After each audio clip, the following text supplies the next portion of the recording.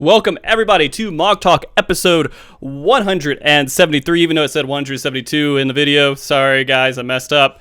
If you guys haven't seen MogTalk before, it's a show based around the Final Fantasy XIV community discussing everything from Savage Raiding to Chocobo Racing. Before we get into the show tonight, I do want to introduce our guests so you guys know who we have. I'm going to go clockwise here, starting with Xeno. Xeno, can you tell everybody who you are? I stream on Twitch. I am the balding eagle Mel Gibson fuckface or whatever, the leader of the parasitic sheep in the Twitch chat. Emperor Xenosys. I think that's it. Nice, that's a really good title there. I think that's it. All right. Bach. Hey guys, I'm Bok Choy. Been playing this game since ARR. When Frosty told me that he needed someone to do this show, I'm like, yeah, sure, man. He didn't tell me he's gonna bring like Xeno and Happy on the show, who are like two of the most like famous people in the Final Fantasy community. So I'm just like, oh my god, what have you done, Frosty? But yeah, anyway, here I am. I'm Bok Choy. Hi everybody. I needed someone to make it a little bit more awkward than I would make it, so. Yeah. All right, and then Happy. I'm MrHappy. Don't call me famous. I don't like it. I make videos. I do Twitch streams, and 10 out of 10 death clip choice. Yeah. And Nice. I saw the first two, and I'm like, oh, I know exactly which one's about to play. Oh, yeah. So I think I had to search for that one. I don't know if anyone saved it. Somebody had to have. Come on. I don't know. I went through your VOD, and I was actually looking for you to die somewhere. And I was like, okay, what's before then? And I found one, and I was like, I'm going to keep this one. But it was when you ran in front of the light or something, and like it looked like you purposely died. So I was like, that's kind of boring. Yeah, Dennis. that I died on purpose. That was on purpose. That Yeah. one, yeah.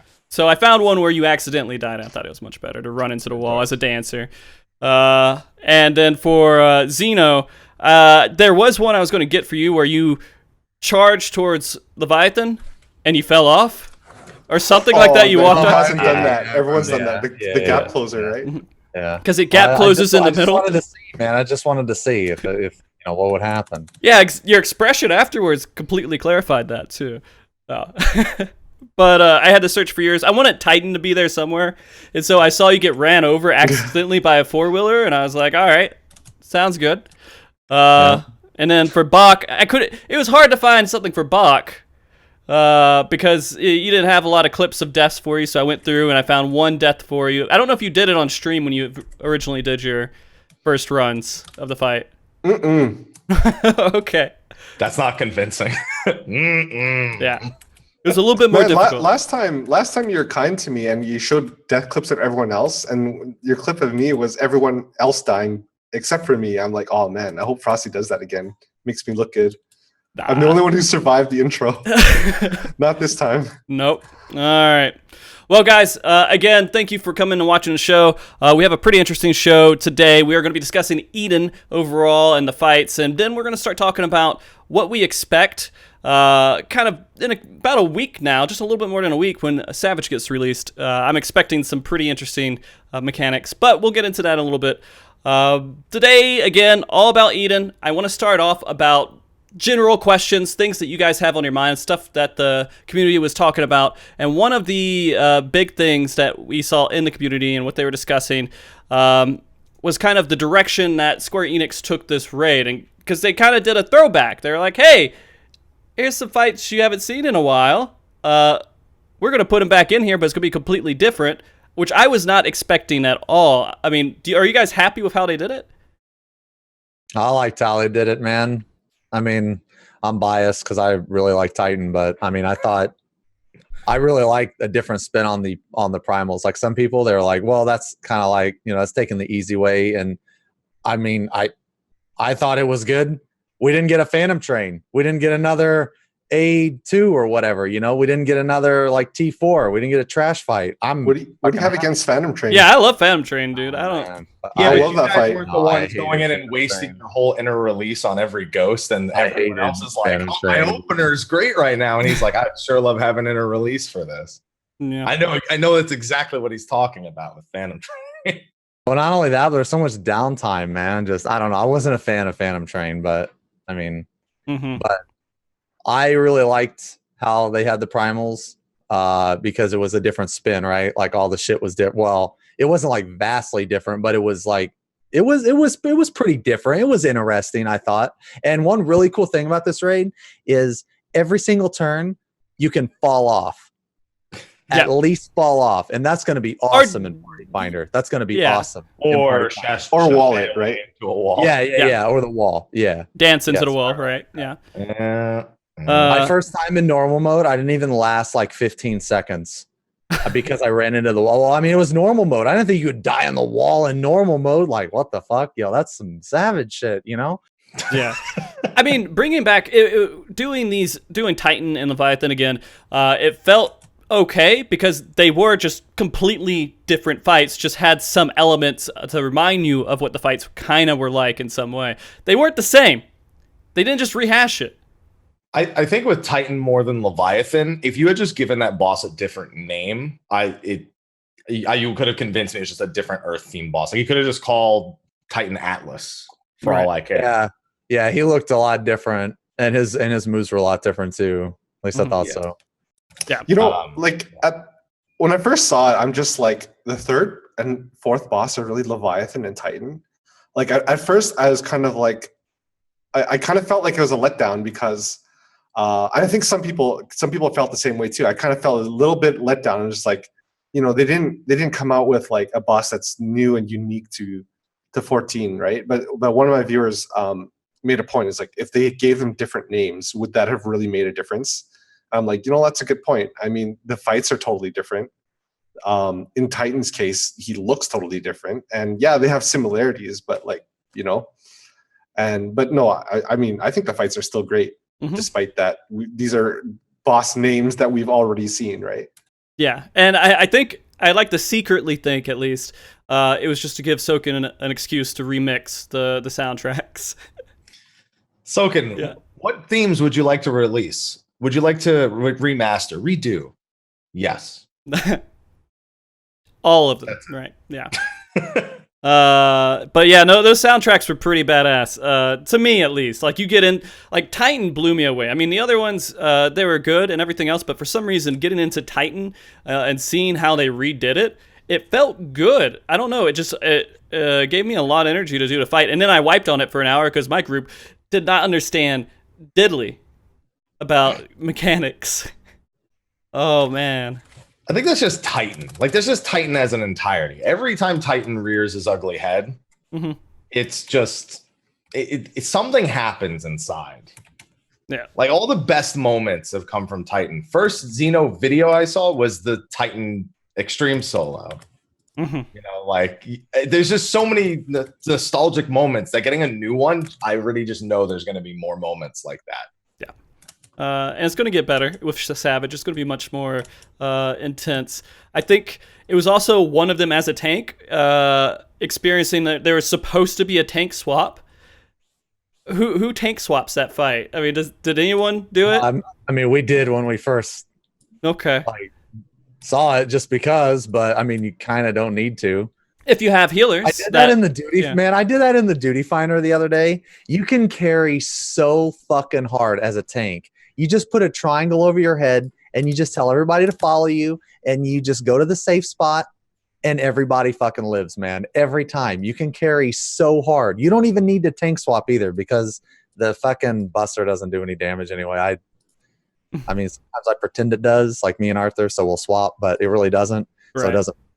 But I mean, I'm sure it will in Savage, but I mean, I died to it multiple times, even with cooldowns and everything, but that's just because my group took an hour to clear it in the first place. So there was other reasons. That's just more time in one of the best fights, brother. Yeah, that's just more time in there. Yeah, that's all it is. I gotcha.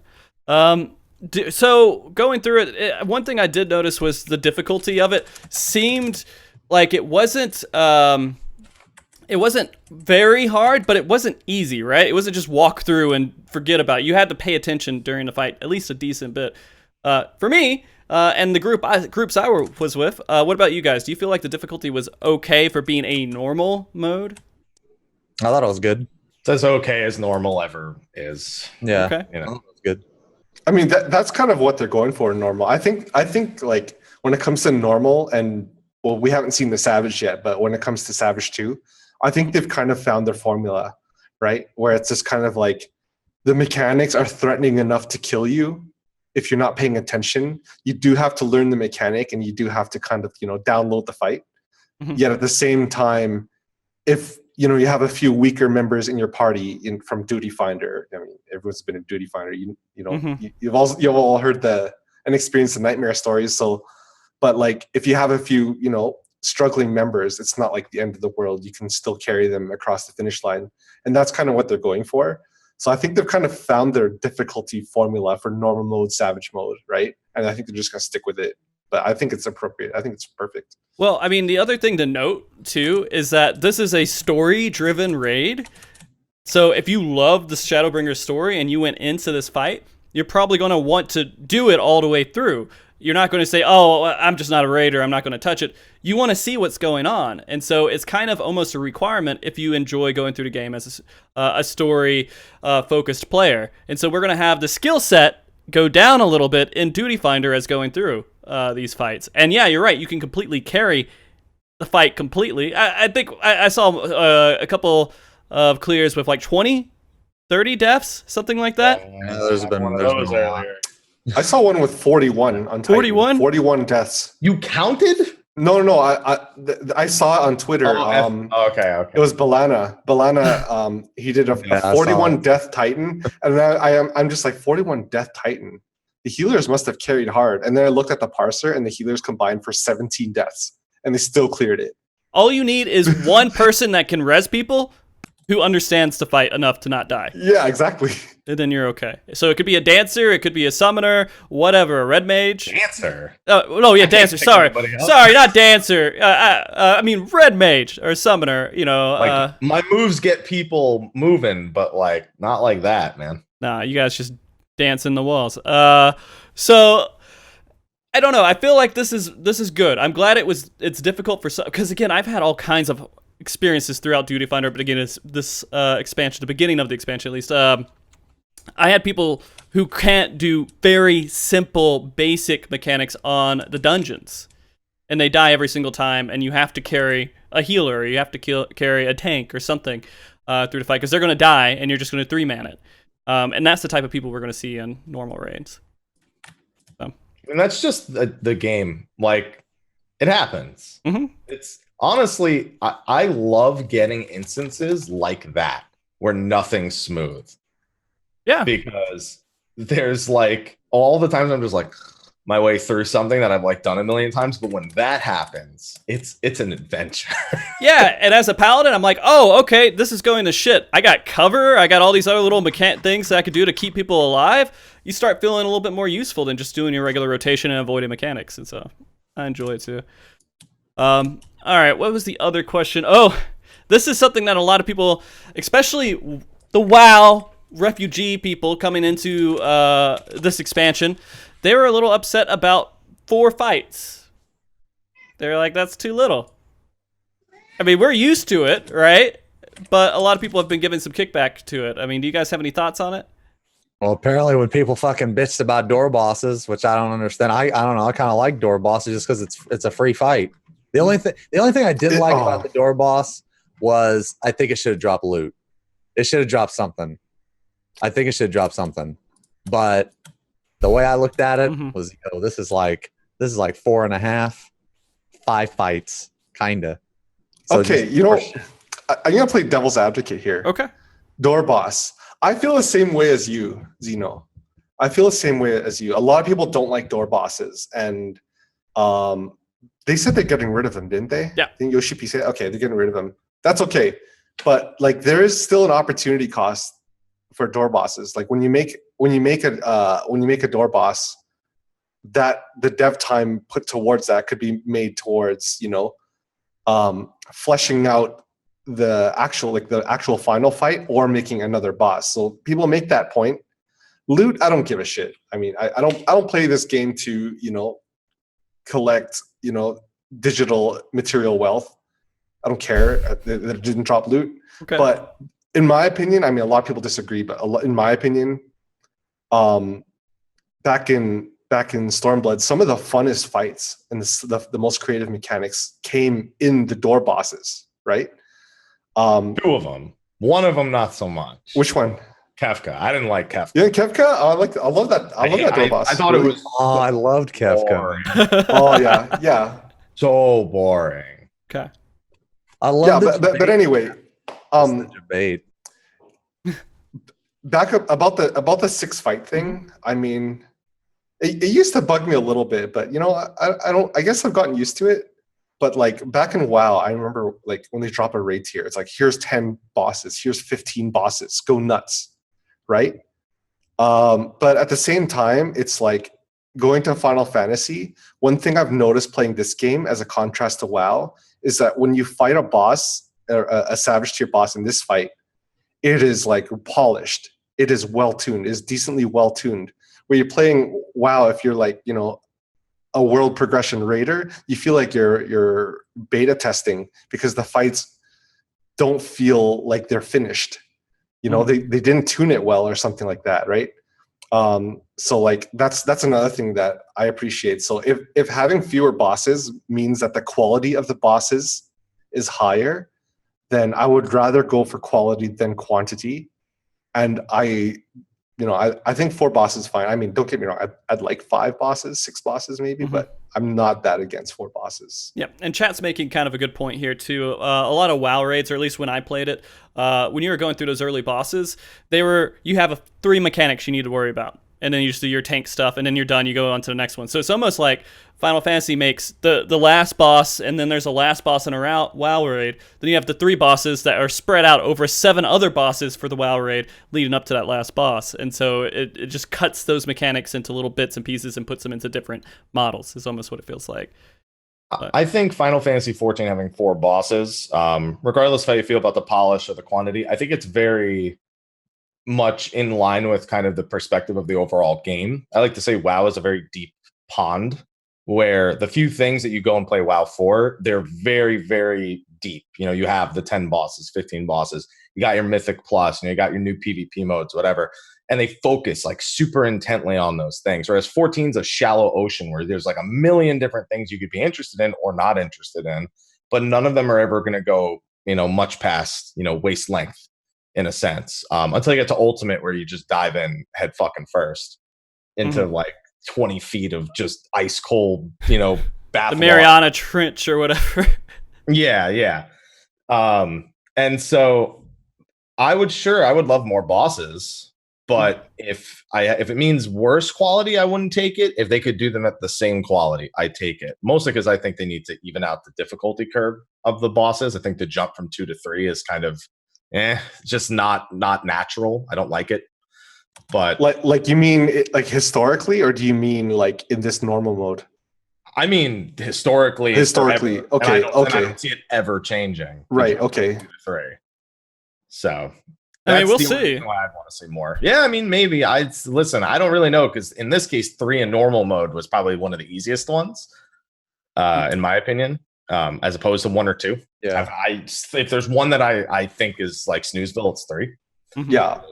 Very interested in Savage. Well, one interesting point too is as soon as you go into it's funny. You're if you watch this cutscenes and everything else, they're like, yeah, we gotta go to the heart of Eden, and then you go in there and you're fighting Eden Prime immediately. It's a little bit weird because you're like that feels like the last boss of the tier, right? Oh, that's a debate. That's a debate right there. They're totally not going to be in that fucking order. They're going to be in the same order. They're going to be in the same order. It's 100% going to be the same order. Nope. No. Because it's going to be the same order. You're crazy. You're crazy. I think it's a debate. I think it's a debate, dude. 110% same order. Okay, so here's the thing. I can tell you that they want Titan to be the greatest PTSD. They want Titan to be the hard. I tell you what will 100% never happen. They will never make Titan the first one. I completely disagree. He's so iconic to this game, right? He's so iconic to this game specifically. Maybe not reverse order, right? But I do not think that Eden's going to be first. I don't think Titan's going to be last. It's literally there specifically because they wanted to make you think that. Because we've been conditioned over 6 years of raids to put that at the end. And now it's at the beginning. I agree with you 110%, dude. Yeah, 110%. literally Titan is like he's like the ultimate nightmare in this game. No matter what level you play at. Remember back in the day, people couldn't get their relic because they couldn't handle Titan hard mode. And then when they made extreme mode, everyone's like, "Oh my god, it gets even more extreme." And I don't know. And then like ultimate, you know, they found a way to ramp him up even more. So like Titan's kind of like, you know, he's kind of like the main villain in this game in a sense. He right? really is. He is actually the actual villain. Yeah, when people like, you know, freaking decades from now, when we look back in this game, oh hey, do you remember Titan? Right? That's the fight you're gonna remember, and hopefully they recreate that same experience. Nope. Yeah, it'll be the exact same. Like in my heart, the heart of hearts, I want Titan to be last. I want him to be last. But I just don't want to get my hopes up, man. I cannot handle that heartbreak. I can't, dude. So you're just setting your expectations. Yeah, I'm setting them low, dude. I'm setting them low. Okay, so the only thing that I'll kind of say against all that is the only one that showed us a pretty big transition was Eden. Yeah, it's a reference to Final Fantasy VIII. Okay, and so because they put more work into that one and showing it off, it makes me feel like they want to do something graphically intense on the last fight. I don't know. Oh, don't get me wrong. I fully expect there to be something. They have to. They have to. Fight. I have no doubt when you look out at how much space there is around the arena. There's even these like stones that almost look like the player could stand on them out in the distance. They're like rendered in the same manner that the arena is. If you look, there's like floating pillars in a sense. I have no doubt something spectacular is going to happen there. But my big thing is I think something spectacular is going to happen in at least 2 of the 4 fights. I think Leviathan's going to do some wacky stuff too, just maybe not as wacky as the 4th fight. Okay. So you guys aren't falling for the reverse of the fights. All right, you're all on record. I'm falling for it. Or wait. No, you think it's going to be reverse? No, not reverse. No, I think it's going to be out of order. You're going to be completely out of order. What's the order you think it's going to be? Yeah, that's my. I think you're out of order. Yeah, probably. No, I want Titan to be last. I want if I like wake up and see like, you know, the Titan's last, there's going to be a single tear of happiness that just rolls down my face, dude. I'm just going to be so happy, dude. Okay. The order I think is going to be I don't think what's it called? Voidwalker? Voidwalker. I don't think he's going to be first. I think Leviathan's going to be first. I knew you were going to say 3, 2, 4. 3, 2, 4, 1, but hoping for 4 to be last. Yeah, that's what I hope. That's what I think. That's what I see most people. You know, Xeno's been right before. I remember this one time back in ARR, he's like, yo, they're going to give Warrior this huge attack, and it's going to do 500 potency. We're just like, get the fuck out of here, Xeno. You don't know what you're talking about. And then expansion later, they introduced Felcleave. He was like, wow, Xeno was right. Okay, we'll see. The only time they've ever reordered bosses was with the original 3 primals, which could be telling here, I suppose. It went Ifrit, Titan, Garuda, and through the story, then it went Ifrit, Garuda, Titan, then it went Garuda, Titan, Ifrit, and then in Savage, it's Garuda, Ifrit, Titan. Mm-hmm. Different all 4 times. You mean Ultimate, right? Ultimate, like, yeah, sorry. Yeah, Ultimate. Okay. Now we already have Titan XX for those 3, so we'll see where the other 2 go now. Okay. All right. We probably should just go ahead and start diving into these fights and kind of going through them. There's a good amount to talk about on each one, and we'll just go in the original order that they're in. The way it'll be, yeah. Oh, okay. And start with Eden Prime here. So I have a scene for this. Let me see if I can do this properly. Yep, that looks right. Chat's all funny looking, but that's good. And then and just start up so it's going on in the background. Oh, nice. Yeah. Damn, you really stepped up your game, Frosty. I tried. Damn. So going into this fight, what's your first impressions? What did you guys think when you first saw it? This ain't gonna be the first fight in Savage. My first thought was, I can't wait for the first fight in Savage. Okay, you can't wait for it to be the first fight. Eden looks good. I mean, I thought they did a really good job. I think there's a bunch of obvious stuff. One of the biggest things is you start looking at where they'll take away AoE indicators. And Eden, I think actually there's not too many they can take away. I think we'll have most of the same AoE indicators in Savage. Maybe the donut AoE loses the marker. But Yeah. Untelegraphed AoEs is, you know, obviously going to be the most obvious change. We don't know which ones are going to be, but like anything could be untelegraphed. So like, you know, having like 2 weeks to prepare for Savage by studying the normal fights and what certain abilities mean, right? You know, it's going to help a lot, right? Okay. Yeah. But yeah, the wall having, I feel like there's got to be knockbacks. Yeah. Savage. There's probably going to be a chariot. If there's a dynamo, there's a chariot. Yeah. Okay. If there's a dynamo, there's always a fucking chariot that comes. There's a lot of dynamos though. Later. Yeah, I'm thinking pure either. See, I'm expecting Eden to split into multiples at some points to do like a donut from one corner while you have pure light from the other. Like you have to do each of them like sequentially as they cast it, kind of thing. But I'm also trying to be reserved because it's the first fight. Yo, who was that greedy fuck that just put that fucking puddle right behind the boss? Dude, you're gonna see so much BS during What this. the fuck was that? This man? is early on. What you? Yo, we're pissed, and I'm not even in there. are we gonna shame the people in the video every fight? Let's Like, not okay, do that if you guys don't mind. Man, nobody's ever gonna want to group with Frosty ever again. Like every time a new tier comes out, it's like, oh no, There's 3 people dead. they're gonna be like, oh man, people are gonna see this on MogTalk. I don't want to be here, and they're just gonna leave the party. What you're doing to this is what you're doing to Frosties, you know? This was like never. No, I went into this one other time. There's a lot of people in the group. It was their first time. Okay. Yeah, absolutely, for sure.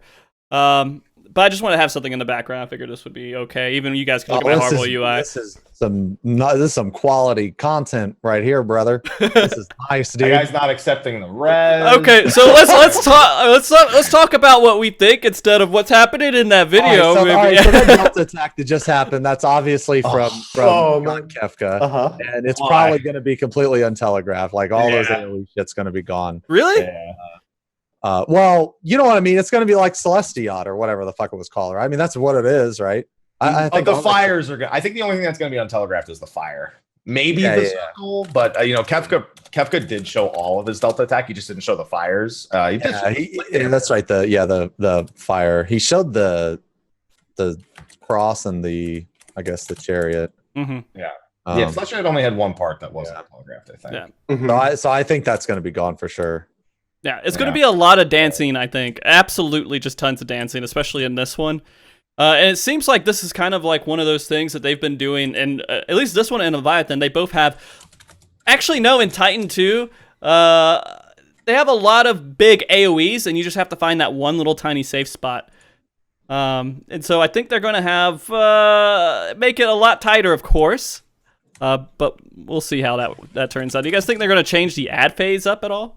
Yes. You're probably absolutely not. Yeah, you're probably not going to be able to pull them together, and you might have to kill them both at the same time. Well, dude, I got yelled at for pulling them together. They get stronger. I'm just like, oh, is this a spoiler for Savage? They get stronger, but no, but like, yeah, I think the ads phase will be more than just these two.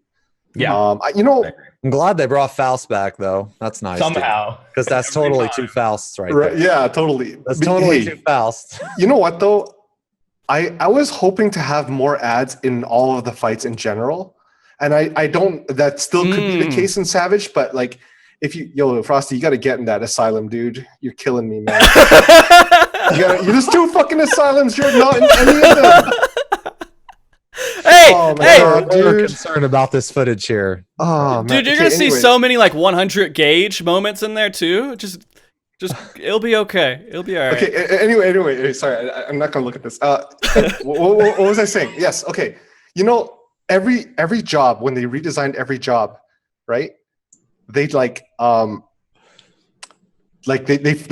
fleshed out your AoE package. So I'm just like, oh, that's awesome. You know, tanks have an AoE combo. Yeah.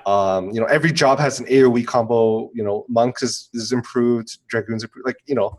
And then, so I'm just like, maybe we'll see more AoE situations in the Savage fights. Maybe this isn't just for dungeons. And the only ads we've seen throughout this whole tier in normal mode are these ones. And there's only 2 of them. Yeah, I mean, that's a really good point. because Right. they upped everyone's AoE. Everyone has tons of AoE now. But it seems like that's only going to see a lot of use, at least from what we've seen in normal mode, in dungeons. And that's it. That might have been the point, though. Like, that might have been the point, because, I mean, having TP in dungeons is fucking annoying. It was just like tedious. Yeah. Right. Thank God. So, yeah. Yeah, I think And it makes dungeons so much better. It really does. Yeah, I think more ads in that phase. I think a knockback, maybe. I think Eden might participate a little bit more. Big Eden in the back, like maybe beams that come from below as you're doing it, like a couple extra AoEs and stuff. But I think a lot of it's just going to be a lot of the stuff we see in normal, but mixed together. Like I expect there to be, like I said, I expect there to be a knockback. I think Pure Light might even knock back, like for even if you don't get hit by it in Savage. You think so? I mean, it's a maybe, because I immediately, when I saw the four puddles, I'm like, well, if they're going to bring those in the Savage and there's death walls, then I could see needing to place those before being knocked back and not getting knocked back into them.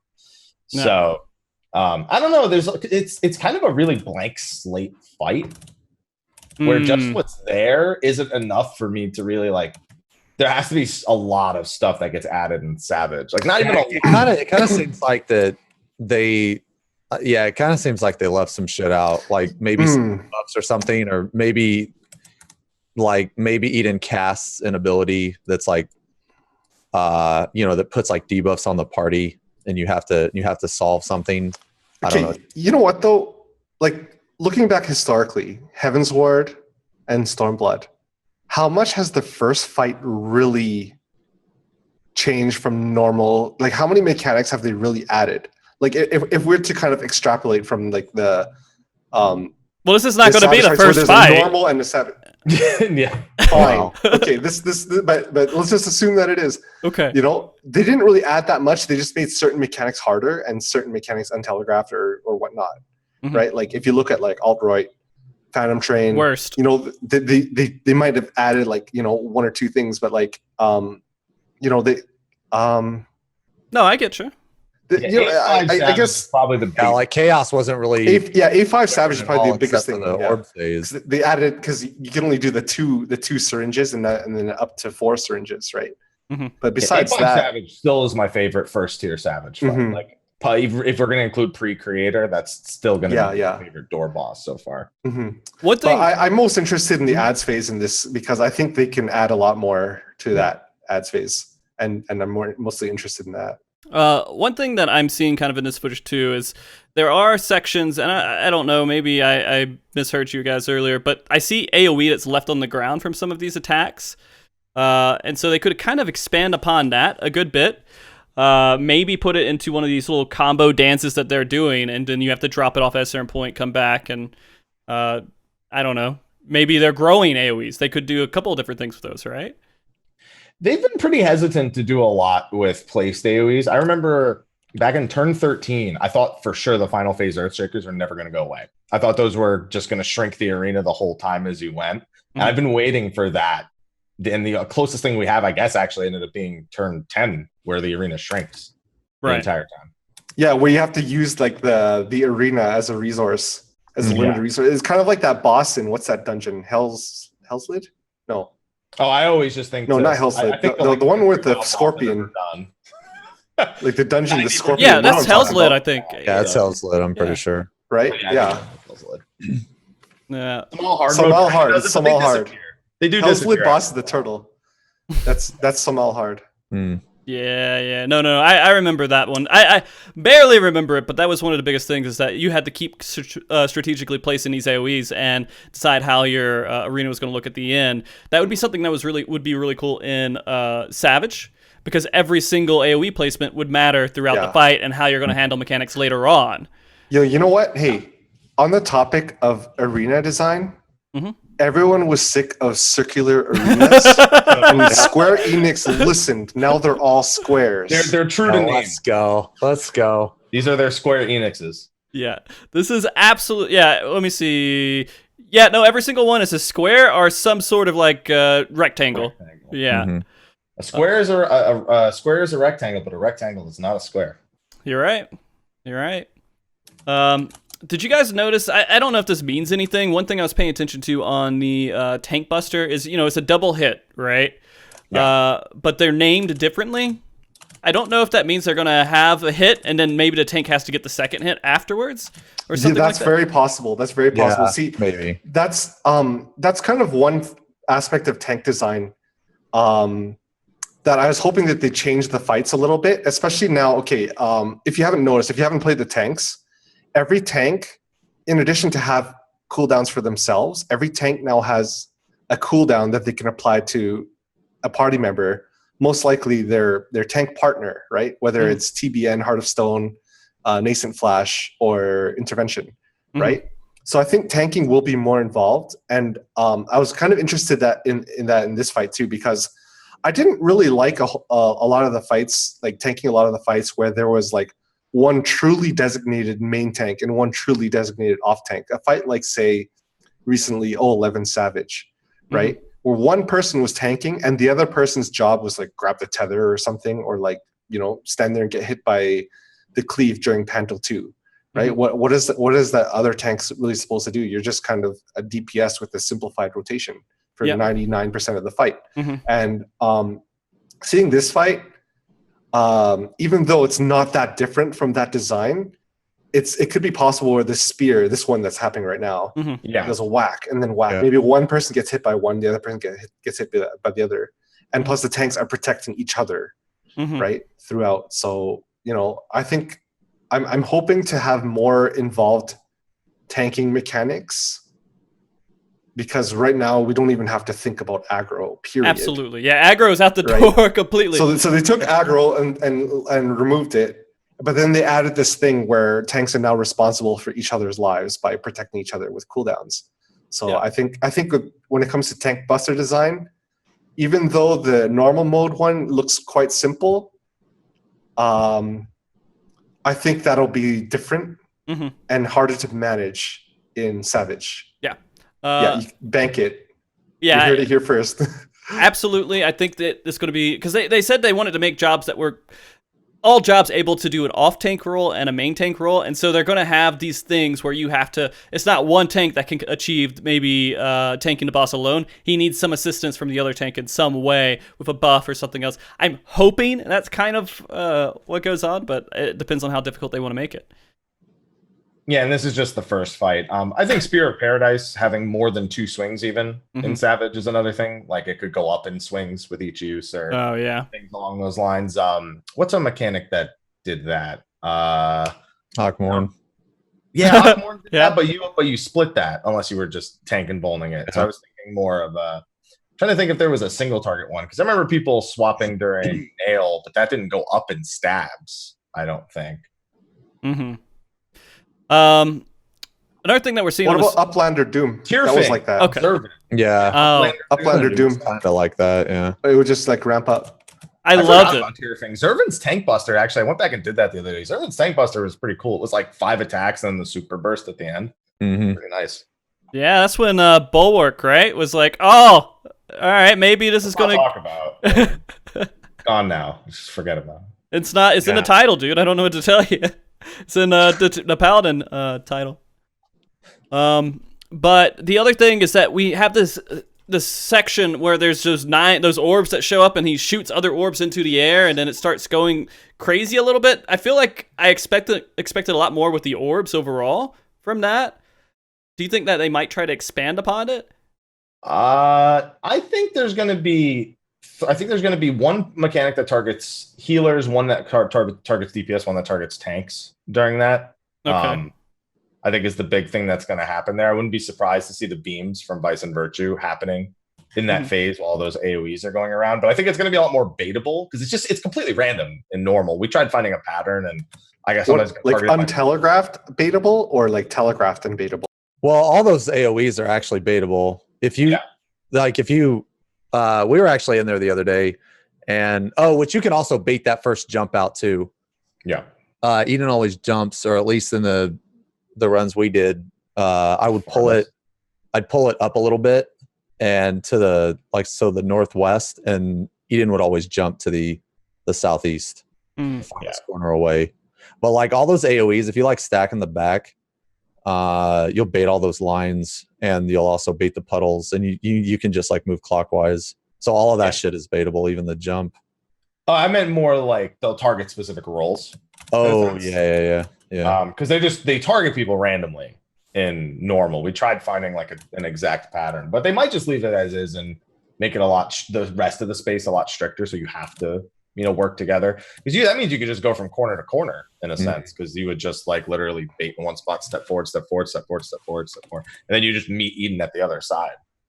So, but they need something to restrict that space. Otherwise, why would you not just do it the way it is in normal? Like, it would be nicer, but pointless in a sense. I hope this fucking cutscene isn't in Savage. Oh, it'll 100% be there. 100%. Oh, really? Oh, God. I mean, it was really cool. Like, it's something that's really cool. Cool first, like 20 years ago, after the first 5 times you used it, and then it was like, fuck. Yeah. Hey, man, they really want to bring back the FF8 Eden experience, where every time you summon this, you have to suffer through the entire cutscene. You never. Well, that's why you never summoned it, and you just use Lionheart. Exactly. Yeah. But I know why I don't mind this so much, because I don't have to play it like Byakko and Suzaku.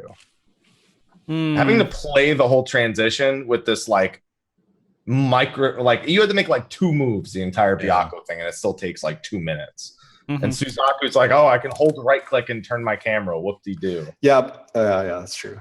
So, I don't really mind this too much. It means all my cooldowns will be back up when the boss. So, yeah. I really hated Byakko, man. I didn't touch at all. The other one note that I kind of had here when I was going through it is, and this is kind of similar to all the fights going forward, at least I could think of, Leviathan does it too, and I forget if it's in one of the other ones, but they're bringing Earthshakers back on like multiple fights. Has them too, sort of, yeah. And it's kind of interesting to see that a lot of these fights have donuts and Earthshakers. That's just a staple, dude. Every fight's got to have an Earthshaker, donut, and a chariot, man. That's like, you have those 3 mechanics, and you just add like 2 more onto the fight. Those are the greed check mechanics, is what I call them, for Chariot Dynamo, because everyone wants to be like, I swear I can get this last. Yo, that's the greed test. Yes. Yes, the greed test. Can you greed this? Are you good enough? Yeah, exactly. Most of the time, I'm not. Most of the time, I'm not. They're like, well, I guess except for Warrior, like, my gap closer has charges now. I'm going to back up. Except Warrior is like 10 seconds on it. Yeah, I mean, you don't need to just understand the mechanic. You need to understand your internet. So, Ethis isn't here this show. Oh, that's hey, true. Can I share a quote that I tweeted? Yeah, sure. Recently? I just want to remind everyone watching the show that it is better to lose 5 GCDs to greed. No, it's better to lose 5 GCDs to greed than to lose 1 GCD to cowardice. Just remember that. Spoken like a real raider there, Bach. That's the kind of attitude that got us to turn 13. All right. Yeah, exactly. That's why your name is on the mechanic. No. Even though you say your other. I didn't even invent it. Everyone gives me credit for it. And the person who did invent it, to this day, it drives me crazy. Well, it's all your fault too, Bach. If you didn't die, it's not greed, it's optimization. There's Arthur's. Exactly. Yeah. Oh, jeez. Okay. Anything else that you guys want to say on this fight in particular? I can't wait for it to be the first fight. I can't wait for it to be the last, dude. I want it to be the first fight. It matches the story. I mean, I know you don't like watch the story. To be honest, I don't. I really actually either. did. This Okay. But hey, man, the story. I mean, they kind of retcon it for Savage, right? I mean, there's a reason you fight it first, right? They always. I mean, I watched it, but I didn't fully understand it. It's gonna be in order. You didn't fully understand the story in Shadowbringers, No, I didn't watch every cutscene. I just watched like the ass end of it, and then people told me like the cliff notes or whatever. It is interesting that you even like put any energy to care about it. So I'm very proud of you in some way. You're getting soft, Yeah. Hey, thanks, man. I had nothing else to do. I had to level 2 characters. I'm on my 7th tank right now. I have like 9 level 80s or something Jesus Christ. between like 2 characters, dude. Eventually I was just like, fuck it, I'll just watch it because what else am I doing, man? Used to be a true raider. Skip all the cutscenes. Don't read anything. Don't do anything but raid. And now look at you. I love how like this expansion has brought this whole movement of shaming people who don't watch story.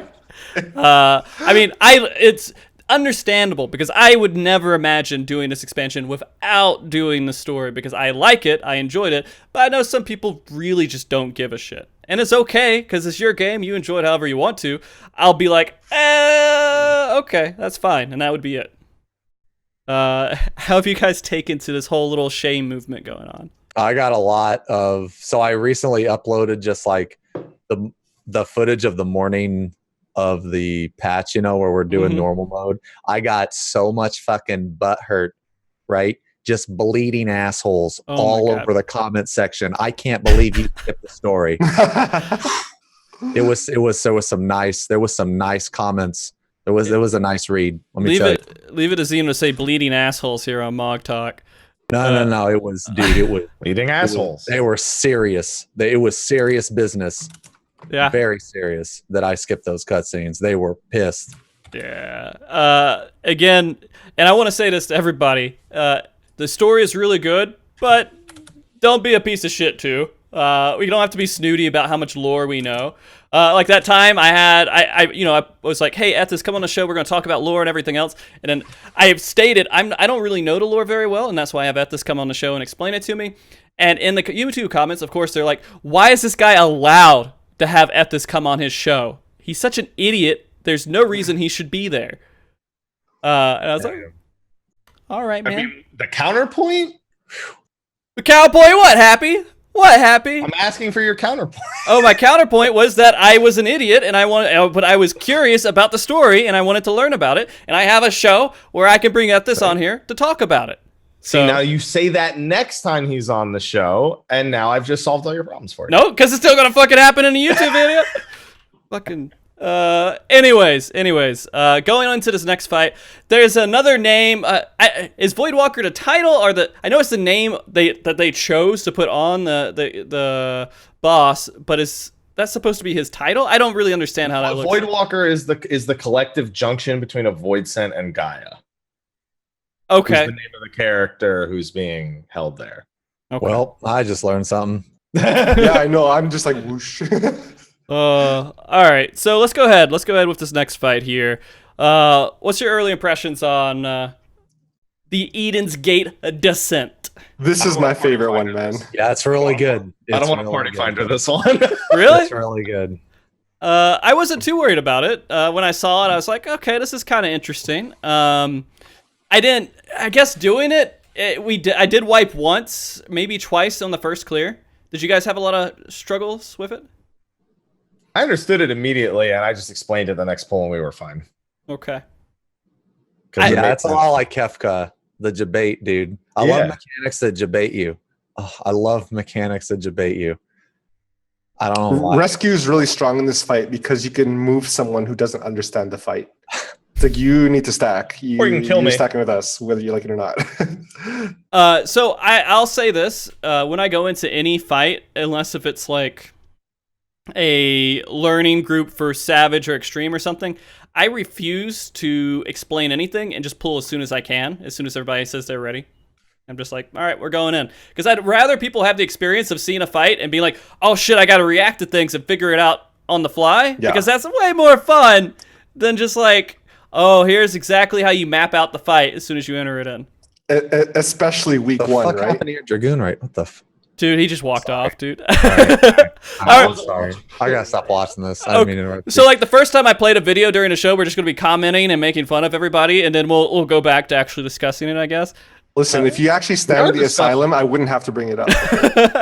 He stood in that one, to be fair. I'm going to be honest, a lot of stuff that I did during this was focusing on making sure the record was going. Wait, is that guy using a leash?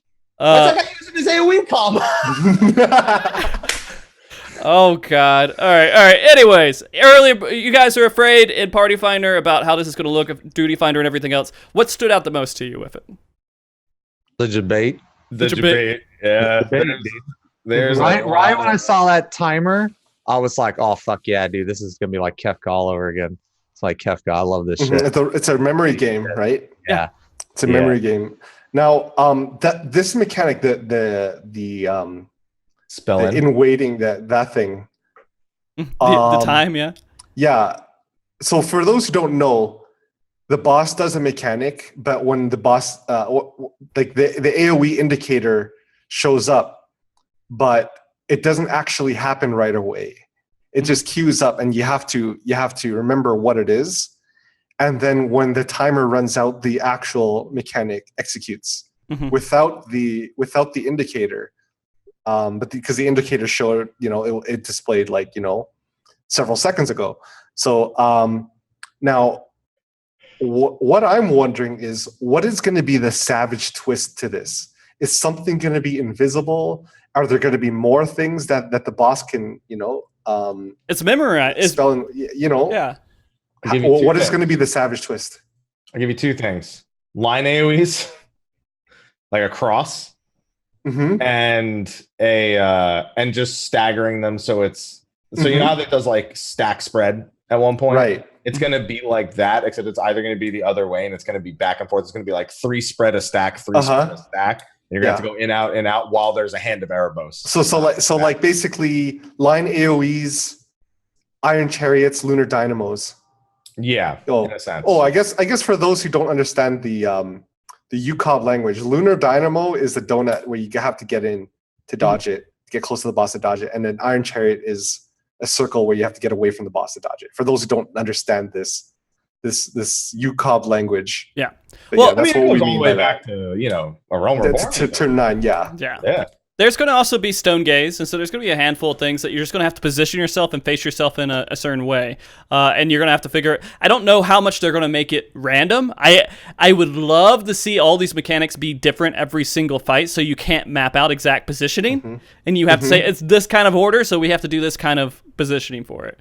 At the worst, it'll be like chaos, where it's like it's one way or the other. Yeah, it might be like a binary. Yeah, like on the first one, it's either going to be a spread or a stack. And on the second one, it's either going to be you have to spread first or stack second, or stack first and then spread. Yeah. It could be like a pool of like abilities that the bosses draws from, and it's random. Right. Yeah. I So you also don't actually have to memorize it. You just have to know which combination is either A or B, right? Yeah. Yeah. I also think they're going to give one person 2 different timers. I think is another thing. They could give one person I don't think so. Stack marker. No, they give one person a stack marker, because they've done this exact mechanic, not delayed, but a stack marker and a gaze AoE. I disagree mostly because that timer is unique to the mechanic. When you see it, it has an icon for the mechanic on the top of their head, and so there would be no way to really signify that the way that they would probably want to after making that graphic. Well, maybe it's invisible and it's just the debuffs, because the debuffs are different. You get a debuff. They're timed. Right. Yeah. So like time could just be different. Yeah. So like suppose they give because they've done short, long debuffs before, like in 012, right? So someone might get the circle around you where you have to get away from your teammates. You can have the long one of that. You can have the long one of that. And the and somebody else gets the short version of that, and then the stack markers will be different. So it's like these guys have to stack first and then spread later, and these guys have to spread first and stack later, or something like that. It's going to be a lot of stack spread. Stack spread. Yeah. I think Hand of Erebos won't have an AoE. You'll just have to look for the side the hand is on as well. Yeah, the arena will probably just light up or something, but there won't be any like arrows. Probably just have to look. You'll just see it like in the aggro list. In a sense. Yeah. All right. Well, the other thing that I was kind of noticing, tank-wise at least, great, perfect time for me being petrified here while I talk about this, is that when these the ads spawn that go back to the boss or go around and give you whatever you call it, infirmary. What do you call it? That stack? Infirmity, yeah. Infirmity, yeah. That depends on the way the boss is facing. And so the tank's going to have to pay attention exactly to how the boss is facing when that mechanic starts to get into the proper position. Because one thing I noticed that makes this a billion times easier is if you face the boss like directly east or south, the ads for that line are going to go straight off the sides, when you get knocked back at the same time, you'll have a big open space to get knocked in, and you don't have to dodge things. What we were doing was after the pull, we would just face, like, I would face the boss. Like, all right, so I'd pull the boss to be facing north, and then he'd do the line thing, and then I would actually rotate it to the east or west. It doesn't matter, but when you get knocked back, whatever side it's on, it doesn't matter because the ads are going to go the same way. Right. Whereas if you're like north or south, they're going to be angled. Yeah. So after the opener, like what we were doing was I would just tank the boss like to the left or to the right. Really wouldn't matter, just to keep the ads in the same spot. I mean the order will probably be different during Savage, but I'm sure the ads are still going to be there. I'm sure the principle will still be the same. Push back and avoid them. Yeah. I wonder if you're going to want to get those ads as close to the wall as possible, so they just disappear immediately, in a sense. Because as soon as the line AoE ones hit the wall, they're gone. The ones that come inward don't disappear until they reach the center of the boss. So I'm wondering if there's going to be a desired reason for you to want the boss close to the edge, so you can just get rid of a line of ads immediately. Maybe. I mean, we'll see. They might do other combinations of this too. Like, this might not be the only 2 combinations they bring ads into it. The only tank buster side that I saw here too, tank wise, is just, the Shadow Flame? Yeah, Shadow Flame, really, right? Yeah, there's got to be something different tank wise. There's no way they're just going to hit both tanks really hard once every 45 seconds. Yeah, this goes back to what I said about the last fight, where there's this kind of like a main tank and there's an off tank, and your job as an off tank is sometimes he targets you with a tank buster in which you have to pop a cooldown. I mean, that's boring, right? Yeah. So I hope they do more. I hope you're right, but yeah, I don't know. Then you look at a fight like 011, whereas yeah, there'll be a tether here. That's right. Hopefully there's a large explosion around the tanks or something when that happens, and so you just can't be close to the tanks. That would at least spice it up a little bit, but no, that's not enough. Or maybe they're frequent enough that like incentivizes tank swaps or something, right? Yeah, there's either got to be debuffs or he's got to fire them one at a time, like the spear we talked about. Something's got to change. Maybe a tank needs to be the first one to get hit by Erebos at the same time, but then they can't take hits from the boss anymore. I don't know. Yeah, could be something like that, where like they go on both tanks, but the person with aggro gets like a vuln or something, and you have to swap, and then you just swap it back on the next buster or something. And then maybe Erebos like hits the first target that gets knocked back harder, like the tank. So you can't be the tank with the thing and taking the hit at the same time. I don't know. Something's got to change. It's definitely skip like every tank buster in this normal mode. Yeah. I know it's just a normal mode, but I'm just saying, like, to demonstrate the mechanic, they should have at least made it unskippable, at least like the first one maybe or something. But you can literally skip every single tank buster in this. Wait a minute, the push happens phase by phase by DPS, or what do you mean? When we were doing this the other day, we saw a tank buster at the first tank buster I saw, unless I wasn't paying attention, was at the very end of the fight, and we killed it before it went off like multiple times. So wow. I only remember one shadow, whatever it's called, one shadow flame, and then I swear I didn't see one until the boss was almost dead after that. Yeah, I think there's only 2. I've seen multiple ones, but then I did all this in Duty Finder too. So yeah, exactly. I'm just like, what? I play through this one more time so we can count. Oh, we will. We'll do probably one more. Yeah. I'm watching this footage. This is a learning experience. But I doubt that's indicative of like what it will be like in Savage. Oh, I don't think it'll be any. I don't think not at all. I don't think they showed like almost any tank mechanics in any of these fights. Yeah. Other than Titan and like an easy to predict change in Leviathan, the rest of them is kind of up in the air what they'll do. But yeah, there's going to be a lot of pushback dancing here with timing and everything else, and it'll eventually get mapped out and it won't be too bad, but mapping it out will be kind of crazy, I think. The one other note that I had personally on this fight was that there are different debuffs for failing different mechanics.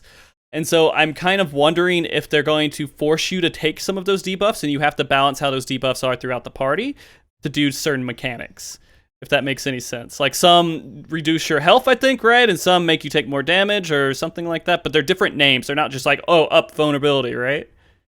I think you're talking about the one for when you fail Punishing Ray, which is actually just a different looking Vulnup. It's just it's a void one that says damage taken increase. Well, when you get hit by the ads too, maybe they'll force that in there. Debuff management aspect to it. Yeah. Well, I think maybe they'll make it so anyone hit by Punishing Ray gets that, and so you can't keep having the same people do Punishing Ray, which are the missiles stand in that hit the arena. So that's possible, and it's just permanently like as the fight goes on, there's just more and more damage.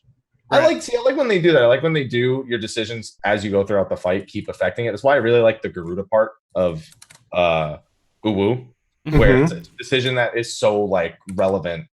It's I don't know. I just like that. It's a lot of fun for me. Yeah, no, I think that's good too. So you have to map out how everybody's going to play throughout the entire. Same thing when we were talking about leaving AoEs on the ground, strategically putting them in certain places because they'll last throughout the entire fight. You have to kind of plan it a little bit more. But all right, did you guys have other things that maybe we didn't mention here? I think I might have a couple more, but dude, come on, we got it. Almost there, buddy. Almost there. Oh man. We're like criticizing the play of like the people. Man, thank God you didn't have a parser running for this because then we'd be looking at that too. Dude. I don't run parsers on my shit. Right? Like I do a lot of like things with random people that aren't my static, and the last thing I want is for people for them to get shamed. Get shamed. I just don't want, like I might do it. I might be like, but that's as far as it usually goes. Yeah, no, I don't run parsers at all because I'm a loser. Even in my personal free time, I don't have a parser. I just go without it. I know I probably do horrible DPS. Like when Arthas came in on oh no to do the clear of innocence. When I said blind innocence, haven't seen anything. I don't want to be told anything on this. And he comes in to join it, and he has like I don't know 700, 900 people watching with a parser up, and I'm like, this is gonna be great. I'm gonna mess up all the mechanics and have horrible DPS. Man, I wish I could have joined that party too. It was fun. Joined it. Yeah, I love doing my fights completely blind. At least in the first couple of attempts, I don't care if I spend like an hour going through it. I just like not being told anything and just trying to see how much I can figure out and how far I can get before I actually have to start researching it. But that's why I like going in day one and trying to beat it because then there's no one there to do that. Yeah. And I feel like a lot more creativity happens because you start to learn strategies that's the best thing about World Prog is that you have all these different groups developing their own strategies to clear something, and not everybody's just following the same brainless way of doing it. They have different ways. Oh, don't worry, the Party Finder doesn't ever follow the same brainless way. So we were talking, I think, before the show, how it was like one time we had decided to sit like 40, 45 minutes in a chaos because no one could decide between DPS and DPS outer. The other strat, whatever it was called. Mm-hmm. When will people learn that it doesn't matter which strat you do as long as everyone's doing the same thing? It does for your parse. People doing titanium, man. I went in like the third day because I did Dancer first, so it took me a while to get from 60 to 80, so I wasn't 80 in a day. Mm-hmm. And then I went in on the third day, and every group was doing DPS South, so I was like, oh, cool, this is just what everyone's doing. All right. I put a video out saying DPS South. Literally next day, everyone's like, no, dude, that's so dumb. We got to get the uptime with DPS North. And I'm like, just then flip it around. They're like, yeah, but people don't want to change it. I'm like, can I tell you how many times when I was trying to figure out Titania, kind of how I got people angry at me depending on how we were going to do the tank tethers. Or not the tank tethers, but the 6 hits, the lightning hits. They're like, oh, well, we're just going to have the 2 tanks take it. Okay. Oh, well, we're going to have the tank take the first 3. Okay. Well, no, we're just going to have 6 different people take it. Okay. And then they would just get in fights and angry at each other when you tried to discuss how are we going to do it. They're like, what, are you an idiot? We always do it this one way. And then the whole party gets into an argument because they're like, no, you do it this way. I'm like, who cares? It's the same thing. Just as long as you guys, we get it clear. Turn it around. Yeah. Dude, people are really adamant about doing things one way. That's why I actually love raiding in Japan, because everyone, even if it's like what we would consider a terrible strat, it's like, yeah, but everyone's doing it. And I don't need to talk about it at all. It's just shut up and win. You know, I just to play devil's advocate, I'm kind of on the opposite side of that. I kind of like to see what other people come up with. And I like the act of having to adapt to other people. Mhm. That's just me. Like, right? I do too. Like people did Celestiad a different way, and in God Kefkas, people did this a different way. People did this a different way, and like. I feel like in Japan, yeah, you know, that is conducive to winning in Raid Finder and stuff. Yet at the same time, it's just like, man, some of these strats are ass, and they're not even fun to do. Dude, some of these are ass, and I'm just like, I would rather struggle a bit and have more fun than just win every time doing a strat that I don't like. You know what I mean? Dude, but that's just me. That's just me. So I was raiding with Ice, EIS, and Haru and a few other people. They still have the Bard take the tether in Omega. They still have the Paladin Hallowed in the corner for Pantocrator 2. So bad, dude. It's so bad. Man. Yeah, but don't worry. Holy Spirit's instant cast after request. Oh, man. Okay. But it was like they also won. Like, there's a reason why every time we compare JP clear numbers to ours, it's always like, but who has more fun? But who has more fun? Yo, let's ask Arthur. Who has more fun? Arthur's is in chat. He's our bridge, dude. He's the bridge. Yo, Okay. Arthur, do you have more fun on JP or NA? Don't lie to me, brother. Don't lie to me, because I know you're pressuring him. calling you out. More fun in NA or JP? Let's go right now on the spot. I already know what his answer is. Oh, not even here, dude. he likes. Probably not even here, man. He likes. No, he says More that. fun in NA. Let's go. Hell yeah, yeah, Let's man. go, Yo, dude. it is official now. It is fact now. It is now fact. He likes JP for the voice comms. Yeah, I like how we're just ignoring EU as a term. Oh yeah. Oh yeah, sorry. West versus Japan. Yeah. Well, I mean. EU lost all credibility with Fennec Strat. They don't count. Oh, all right. Yo, amen. I'm just kidding. I never even learned Fennec Strat. Fennec Strat, just take that. I just flush it down the toilet. I never even bothered with it. I can't even talk. Yeah, I never learned it. So I just wanted to say something stupid. That's all. Well, you did it. You did it. No, I'm just messing with you. All right. You guys ready to go into this third fight? Leviathan, when we start to discover that Square Enix wants to bring back... I'm going to be honest. When they first did this, I was like, okay, this is a one-time thing. They're going to do one primal for this one, go into the next raid tier, maybe one primal for the next one. But they just straight up said, all right, let's just get going. Let's go down the list. I mean, he literally says we need to bring it back by doing... these two don't give a shit about it. In the story, they talk... Hey, man. They literally... I might not give a shit about it, but I give a shit about the people who do give a shit about it. That must count for something, right? It does. It does. He says we're going to have to bring all the elements. So he's like, we need to go to points in the world where where it's all stagnated and stuff, and you need to summon primals, man. Get to it. We're going to get all 6 of the OGs. Man, I just think this is so cool. Like a different spin on the primals. I don't know. I don't think it's cheap. I think it's fucking awesome, man. Like Leviathan looks badass and Titan looks badass. Mm-hmm. I just really like the different spin. No, it's absolutely. Again, these are completely different fights with some like throwbacks, right? And there, and you're like, oh, I remember that. And I feel like they did a wonderful job. Again, we can say it 500 times. I don't think it'd be enough. That these two fights, they did the right thing. They wanted to bring back Titan and Leviathan in a way that we wouldn't be bored. This is it. Yeah. And there's some pretty obvious... I think this was probably the first fight where I looked at it and could instantly see a whole bunch of changes for Savage, easier than the previous. Oh, yeah. Absolutely. Especially because it's going to be the third fight guaranteed 100%. Okay. I fully... It's gotta be harder. Rip Current's the first one. That's not just going to be one. That's going to hit both tanks. That's going to hit both tanks. That's going to hit both tanks. But then it's just another Earthshaker. That's all it is. It's an Earthshaker that's a tank buster. Yeah. And that's going to be Telegraph too, I think. Yeah. I think his mouth is just going to light up on whichever side, and then that's it. Mm-hmm. Mm-hmm.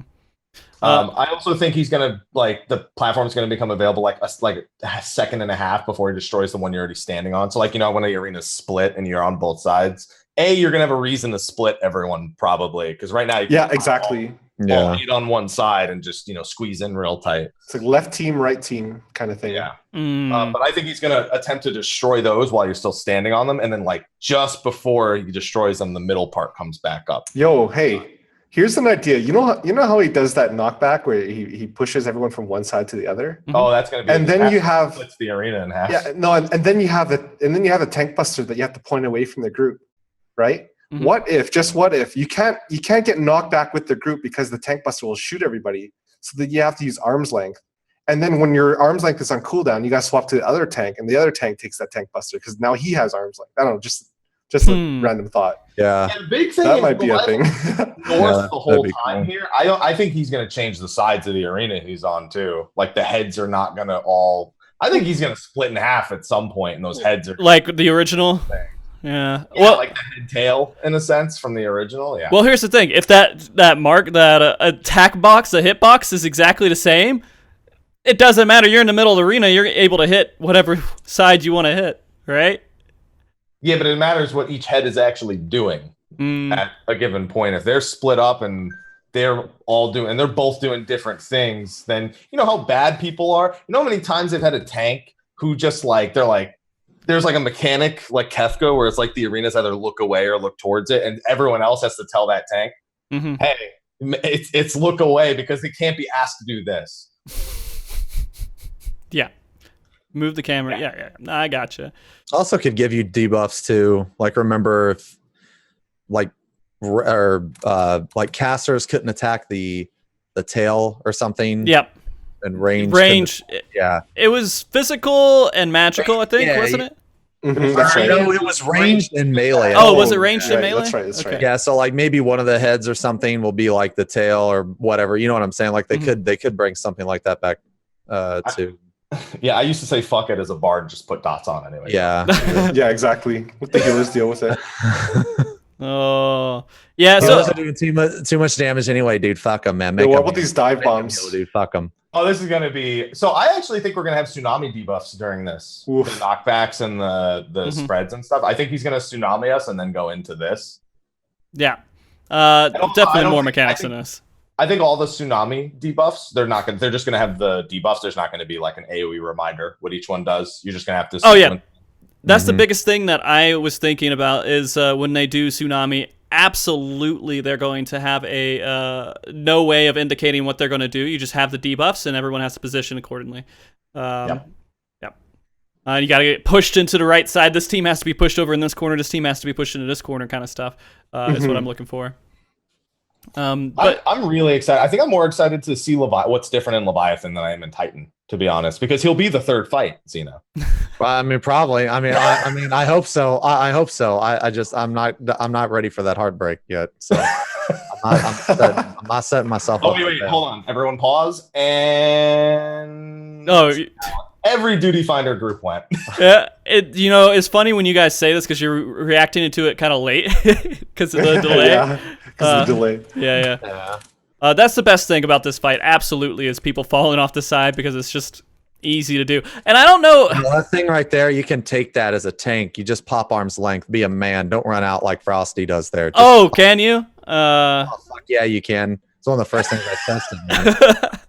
I was like, wait, there's downtime here? Nah, I'd rather die than have downtime. Yeah. Trust quote. Yeah, man. Fair. I guess this one definitely seems like there are going to be a lot of different interesting things. Tsunami, of course, is going to be one of the key dance mechanics, I think, and puzzle to figure out. Besides the tail and head, can you guys think of anything that we're not seeing here, but they probably would introduce in this fight to throw back to Leviathan originally? What were those elemental converters that you have to click? Oh. I'm kidding. No. Oh. They're not. Nobody clicked the thing. That's what I think. The balance, you think it's going to shift back and forth like a boat? I actually don't think it will. That's like the pretty most sweet. visually like the big thing that there was with the Leviathan arena was the tilting. Yeah. Other than that, no, I don't really know. I mean, honestly, the only thing that it really gives me reminders of is the dive bombs. Like that's the big like reminder mechanic that's there. And the puddles growing is kind of like the puddles you placed. Mm-hmm. And I think there'll probably be something else with those. Like those puddles either get bigger than they are, like grow a second time. Yeah, no. I feel like that's way too tame. Too. Like stay longer, or like maybe you have to place them, like you get a debuff or something, and you have to place them or something. I don't know. Okay. You know how the arena, you either have a left and right or you have a mid. Yeah. Do you think they'll make it so like it's not so It's like 1 and 3 or 2 and 3. Yeah, or it's not so symmetrical or something. I don't know if that's something that's. I think it'll always be symmetrical, but I think it'll be broken in different ways. Like it would be. I wouldn't be surprised if like more variations could come from the side. Like I wouldn't be surprised to see one go horizontally and the other go like through like the Smash Brothers symbol. Go. Wait, what? What? Yeah, I can't remember it, but I got you. Happy, you do your wave thing again with your hands to. Yeah, I saw it. Okay, I got you. Yeah, no, I understand. Good. You just had to be watching the stream. This, I don't know. I can't think of too much else for this fight. For some reason, I feel there's a lot they can do with it, but I'm not sure if we're going to, like, I'm not sure if it's things that I could guess besides what we just said. That's what I like. Like, I don't know. When I look at a lot of the third fights, it tends to happen a lot. I mean, I look back to Halicarnassus and Omega, where everyone's like, I can't wait to see what they do with the sand phase, and then they just didn't do it. It's gone entirely. That was the most heartbreaking moment of that raid tier for me. I thought they were gonna have ant lions, and if you went over them, they just ate you and killed you. Oh yeah, wrong way, or like you went at a bad time or something like that. Yeah. I guess, if we were complaining about ads, they could add ads to this fight when it splits in half like that, and it makes sure to have one tank on one side, one tank on the other side. That could be one way to make tanking a little bit more than what it is right now. I'm not sure, besides just having the big hits, the giant tank buster earth shakers, because that's really not that interesting to me. You just go to the side and that's it. Yeah. Hysteria, yeah. That was a big thing with Leviathan, was the ads that would hysteria you and you'd walk off. Yeah. Yeah. That would be perfect. Yeah, no. You think about it, you split it in half, you have 2 Sahagin pop up, and then you have to kill them before they do a hysteria. Memes aside, I hope they get away from like the original Leviathan.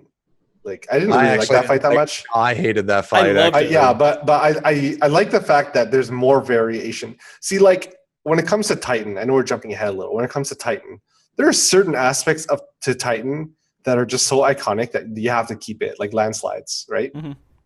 Landslides, but it's not the same, right? Or otherwise it's just not Titan. But with Leviathan, man, dude, change whatever you want. I don't care. I don't care if this is more looks like Shinryu than Leviathan. I don't care. We have to kill spumes. Yeah. Oh yeah.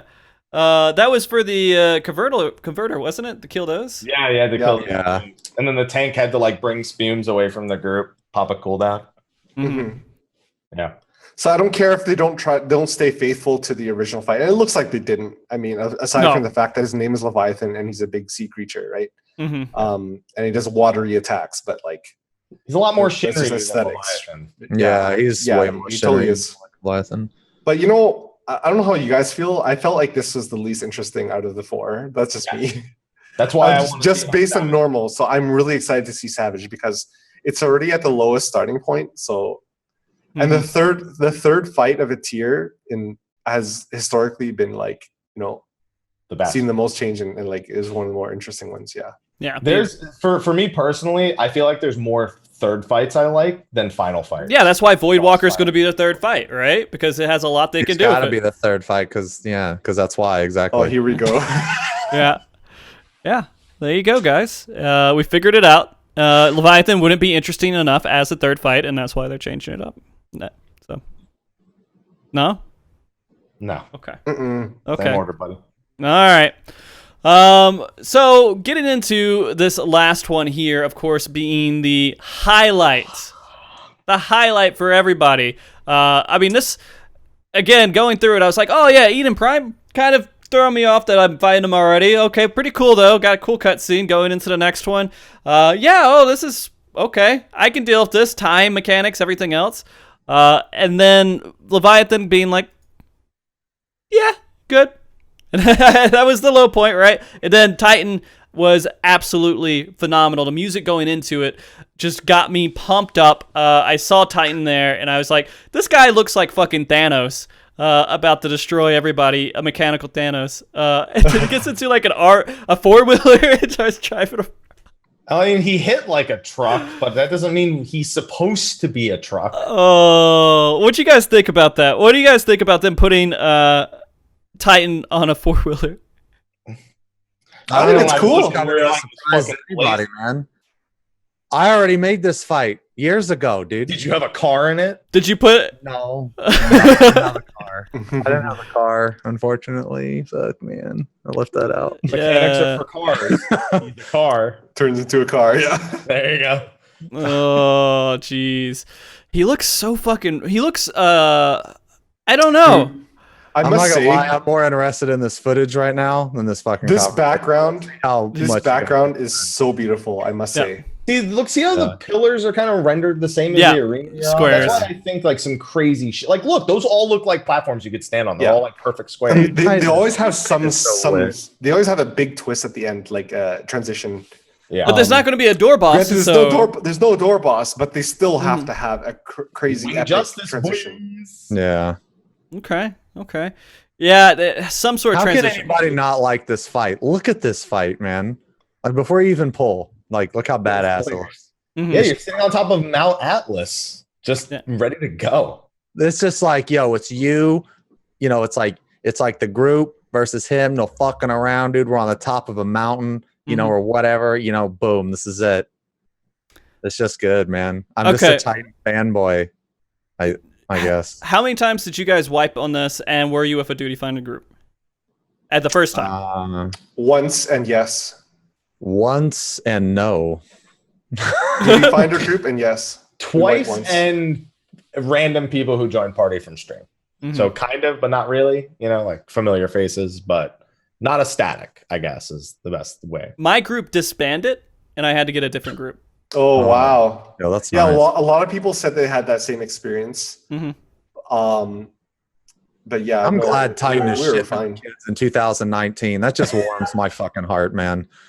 Dude, he just dumpsters kids every year. Just finds a new way to dumpster kids, and that's think he has the highest kill count out of like every mod? Oh yeah, no doubt. Count.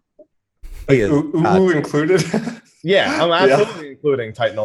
Yeah, and including every time you died to a landslide in the last phase. Remember how they said they were like, we feel satisfied with Titan in Ultima now, but then they make this shit, you know? Oh, it's not good.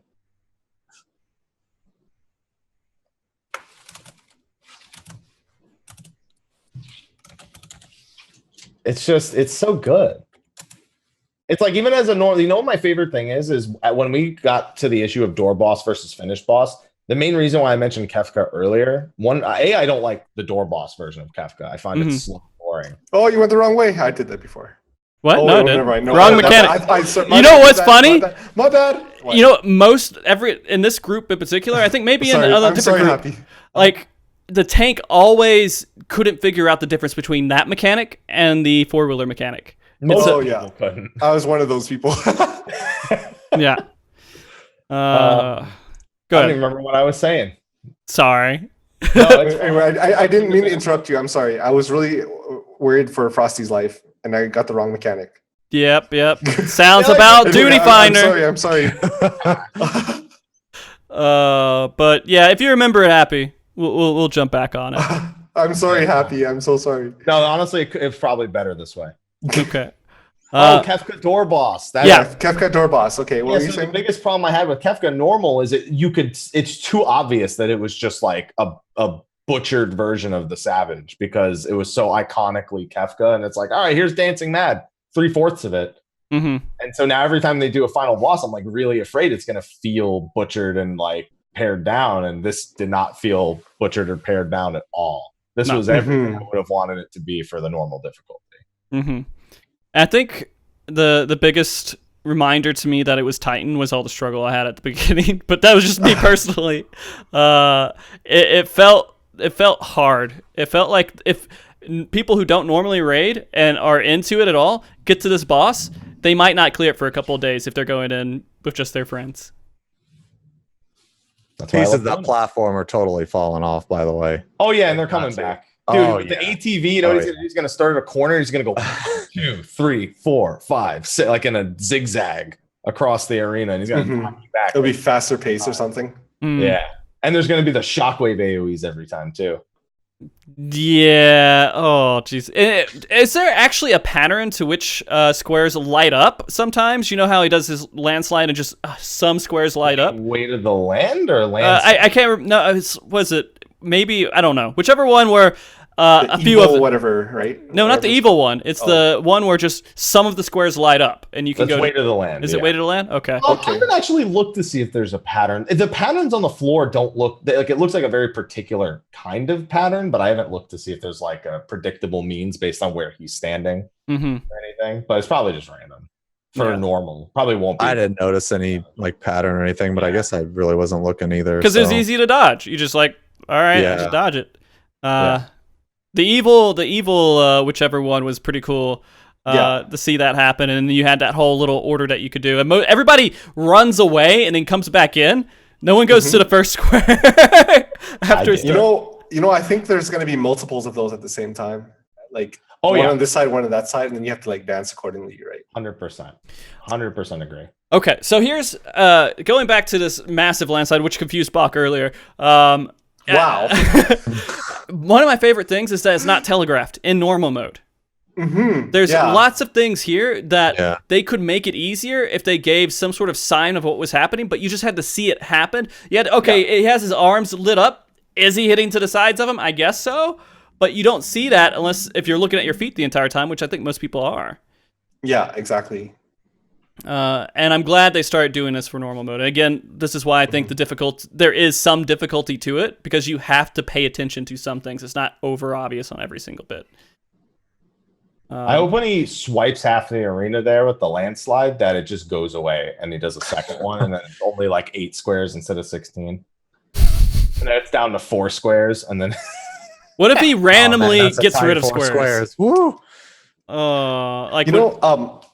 We did talk about like, you know, obviously they're going to be untelegraphed like mechanics where, you know, you could see where he's going to jump or something. He's going to see where the AoE is. You notice that for the bomb part, when he grows one of the bombs, you have to get away from it. He faces it to grow it, right? I know where this is going, and I was I think a lot of the mechanics, you have to pay attention to where he's facing, and otherwise you have no other way of seeing it. Kind of like you know, if you've done Ultimate, if you've done Ultimate, Titan looks a certain way and then he jumps, so then you know which side he's going to land on. You know that one part where he does the landslide and he jumps and there's like a square, or sorry, there's like a cross AoE.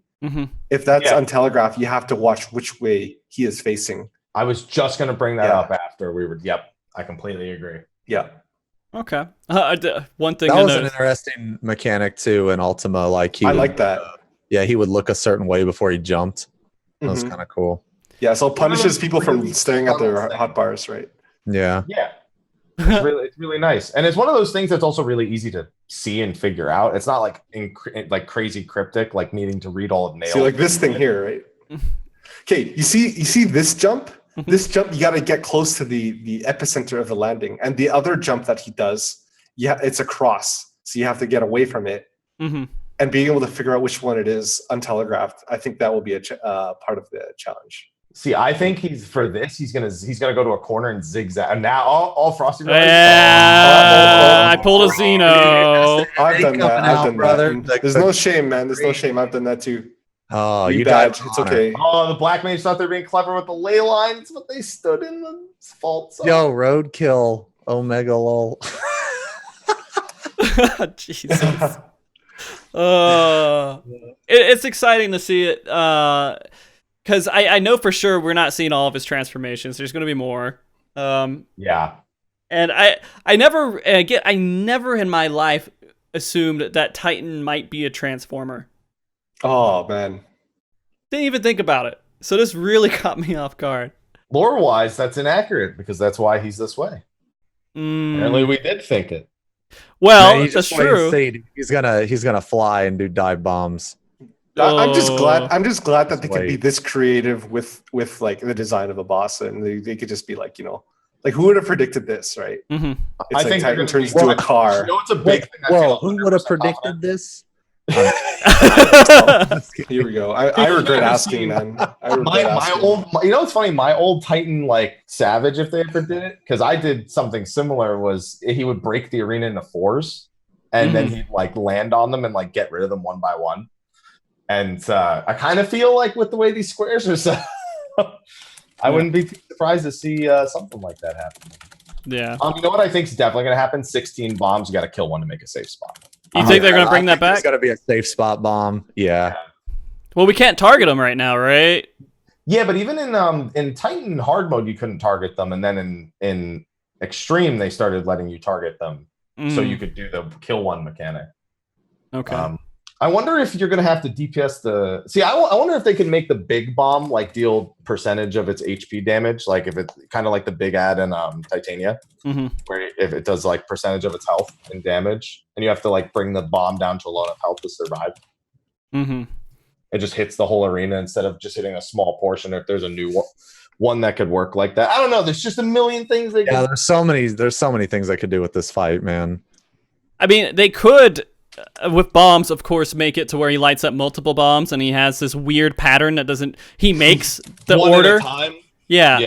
You can light up a few different ones, and it's not just a straightforward one line here, one line there. You have to figure out one of the safe spots and then run in an order, like you said, a zigzag of some way to survive all the bombs. I don't know. Or what if they all glow and you have to? There's a way to make one of them not glow. Well, that's what I was saying. It's 16 bombs and you destroy one. Yeah. That's what I like that. I like that idea.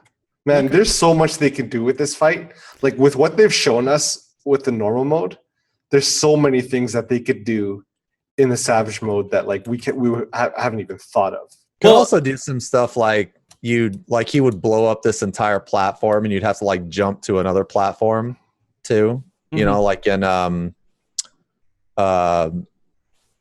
like that one fucking fight in Circus Tower. I mean, you skip all that shit now, but how you had to like jump. Oh, you're talking about Gladdy, whatever. Like not exactly like that, but something like that where you have to like jump to another platform or something. I mean, that's why I'm thinking we're gonna have to chase. They're pretty far back out, man. I don't know. They're a little far away. They're just rendered so much like. Yeah, like the background looks. I don't know, man. That's why I maybe think it just looks really good. That's why I think we're gonna see like a Final Fantasy 15 style Titan where he just like comes up and he's like a Sephiroth sized motherfucker and he does look kind of like him without all. If you took off the spinning wheels and everything. So nothing like him. Yeah, absolutely. Like the more humanoid look and not. I don't know, like the big muscly just guy instead of like the huge rock with arms, which is kind of what Titan looks like, right? Yeah, and the thong. Yeah. All right. Any other thoughts, kind of on Titan that you've seen that you're like, hey, this stands out? Maybe we should hit on it. I can't wait for it to be the last boss of the raid tier. I hope it is, dude. Oh man, war in my heart, man. So much. Okay. So much, dude. Just to let you guys know, too, we are getting kind of close to when we're going to do the giveaway, and we're going to go and talk to Twitch chat and everything else here in just a bit. But I have a couple other questions I want to talk about before we get to that. One is, after seeing all these, compared to when you've done it normal previously, I guess in previous expansions, because this is the only time where we get it 2 weeks before Savage comes out, historically, are you guys more apt now than maybe you were in like Stormblood or Heavensward? Oh, I am. Just because Shadowbringers is fucking lit. Definitely more amped. Lit, man. Like, Who gets to say that as a tank main? Because all the tanks are like, yeah, we're like real close. They could change this, but yeah, dude, that's like here and not say anything. Like 4 new jobs, man. Yeah, man. So I'm probably biased. Actually, I'm probably a little biased, just a little bit. I mean, I guess we could touch on quickly. No, go ahead, Happy. You're about to say something. I was just gonna say I was just gonna answer the first question. Yeah. Sorry. No, I'm really excited. Omega really let me down from an really standpoint. Like Omega, like as in the entire expansion, or yeah. Oh, Wow. okay. I like some fights, but like collectively, I wasn't into it. Oh, Like, really? I think Neo X Death was probably the highest moment, and then from that point on, it was like, I don't know, Guardian bored the shit out of me, Chatternook bored the I shit. really liked Whatever. Sigmascape. I hated Sigma almost was my all. favorite. I didn't hate. I love Sigmascape. I was okay with Phantom Train, but I didn't care at all for Guardian, or I thought Guardian was way too slow and like boring of a fight. I thought Chatternook was great for parses. Chatternook, that was it, the interesting part. Oh yeah, I learned a lot of DPS fights doing. It's like a glorified training Sigma dummy. was probably the most fun FF logs like tier. I didn't give a shit. Well, I don't care about FF logs but at no, all I anymore. like joining pugs in Sigmascape. Like I just love that tier so much. The Door Boss Kefka I didn't like. God Kefka was okay. It was like a step down from Neo X Death for me, but I also didn't have to deal with auto attacks. Blasphemy. Because tanks were like, y'all think it's easier. This motherfucker kicks me in the face now. The other guy didn't auto attack me at all. I like that fight because I like playing every role. I play every role: tank, heal, DPS, melee DPS, range DPS. And God Kefka, one thing about him is that he was like Involved. He was equally challenging and involved for all. Where like you do Neo X Death as a DPS, you just like shut off your brain because you don't have any mechanics. So I hope that they do this tier this time around too. Is that they actually think about all the roles and have it involved for all of them. So it's not a snore fest for one role and then really hard for another role, right? The people are going to start complaining about not being able to keep constant uptime, right? If they have to do mechanics and there's more involved things that they got to do, right? Oh, please. That's why I can't find a group. No one wants to play fucking melee, and now I don't want to play melee, and everyone's like, yeah, we already have physical range. You need a melee. And I'm like, I don't know. I'm not doing. Is it really so bad right now for melee? It's just a whole experience? It is. They just don't want to do it. They just don't want to. Okay. Ninja doesn't want to play Ninja. Samurai is in the same boat it ever is, where it's like, oh, that's good DPS, but Dragoon though. And Dragoon is lit, man. I got sick deep, but I hate this job. Well, you only need like I don't know. The game has kind of moved away from the whole thing where you didn't really need it in the first place, but like where you wanted to bring two melee, right? Mm-hmm. Where like even back in the day, if you bring a ninja, you still had to bring a second melee because you need you want a strength buff, right? Mm-hmm. And now it's kind of like one melee, one range, one caster, and then one like miscellaneous DPS. So like, and plus everyone wants to play dancer because it's the new cool, right? So not everybody, right? Right, Happy? okay, not everybody. I mean, I love machinist and dancer like almost equally. I would play either or, and bard's like both behind all of them for me, but like I still enjoy it. I just enjoy the whole physical range role right now. Yeah, very very well done role. Right, but you can bring two of them now at least. Well, not that there's anything stopping you before. That are doing 16 hours a day. That they need another fucking range because I need. Well, you can only do one physical range and one magical range, right? And you do triple range. The last spot's free. Last spot is free. Yeah, it's just as long as you have one physical, one melee, one range physical, one magic range, then the fourth spot's completely open. But people are stuck in that mindset of double melee range caster. Mm-hmm. Yeah. No. Well, go ahead. I was just gonna say triple range has a lot of benefits. Well, right now, Dancer, I would have to be in melee range anyway because half of my flourishes are fucking melee range. So, it's the same thing. Mm-hmm. There you go. How do you guys feel about a lot of changes, major changes from what was said towards jobs happening when Savage is dropped? They always make changes the day Savage drops. Mm-hmm. They have in Heaven's Ward and they have in Stormblood. Yeah, but major changes. No, so I went back and looked, and it wasn't as major as I thought. Like, I actually, thinking back, 4.2 was when Warrior got its whole inner release rework. Right. And 4.05 was literally like 10 or 20 potency off this or added to that. Like, it's a lot of little potency adjustments that matter a lot when you're doing them all at the same time. But like fundamental changes to like people's feedback is right. Not like fundamental changes. Yeah. You're right, but like I'm talking like Astro. Remember Astro and Stormblood went out the gates. It was OP as fuck because they had a 20% balance.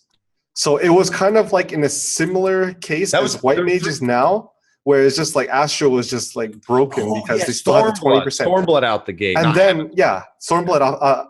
Did I say Heavensward? Yes. No. I misheard. Okay. Yeah, but Stormblood out the gate is just like Astro is insane right now, and then the patch where Savage hit, they evened it out. They said, "Oh, by the way, balance is 10%, not 20," and then they balanced it out. So they made it 20%. No, it was stupid. It was stupid. So stupid. It was stupid. But like the thing is, balance changes. Like if people are basing the meta like solely based on what they see now, right? Then things will change. You'll see. Meta's also pretty fucking pointless in this game, except for like speed kills. Because really, as long as you're adhering to the basis of one of every role and then all your players are good, it really doesn't fucking matter. There's no ridiculously underpowered job. And there's only one ridiculously overpowered job, and that's White Mage. But we are at a pretty good starting point already. But I anticipate some changes specifically to healer. You think Astro? I think Astro needs some love. I think Scholar needs energy drain back, but like so does Ever. I'm a small brain scholar, dude. I don't even give a shit about energy drain. That just means I get to all right. Then for you, Xeno, here's what we can do. For Xeno, for you, then instead of energy drain, they just make it so if you use ether flow and you have ether flow left over, you just get more MP back, so you don't waste. I didn't know you had a hat. There it goes. That's for you. Nice. Oh my god. I'm a scholar main, dude. That's perfect. That thing looks way too small for you. How does that feel in your head? It can't fit his big brain, dude. This can't even contain the size of my fucking brain, dude. You just said small brain. I haven't even leveled scholar yet. I'm gonna level it. I guess I'll level it. Can you wear that hat the whole time, or is it gonna get too itchy? It's really hot where I am, so like the hat's really hot. But whenever I play scholar, I usually put the hat on. Just put an ice pack in it. You know. Yeah. Put an ice pack in it. So are there any jobs right now that for Prague are probably going to be, they're going to do Party Finder and they're like, you have to have these jobs in your group? Red Mage. Red Mage? I think Red Mage is always going to, even with like how much more stressful it is to res, it's always and White Mage. You know what? I might be on my own little island here. I might be on my little. I think caster res is overrated. I know it seems so valuable in Prague. You'd rather have a DPS res than a healer, but if you think of it this way, the situations where a caster res saves you but a healer res doesn't, they do exist. But those situations are they're fewer than people assume.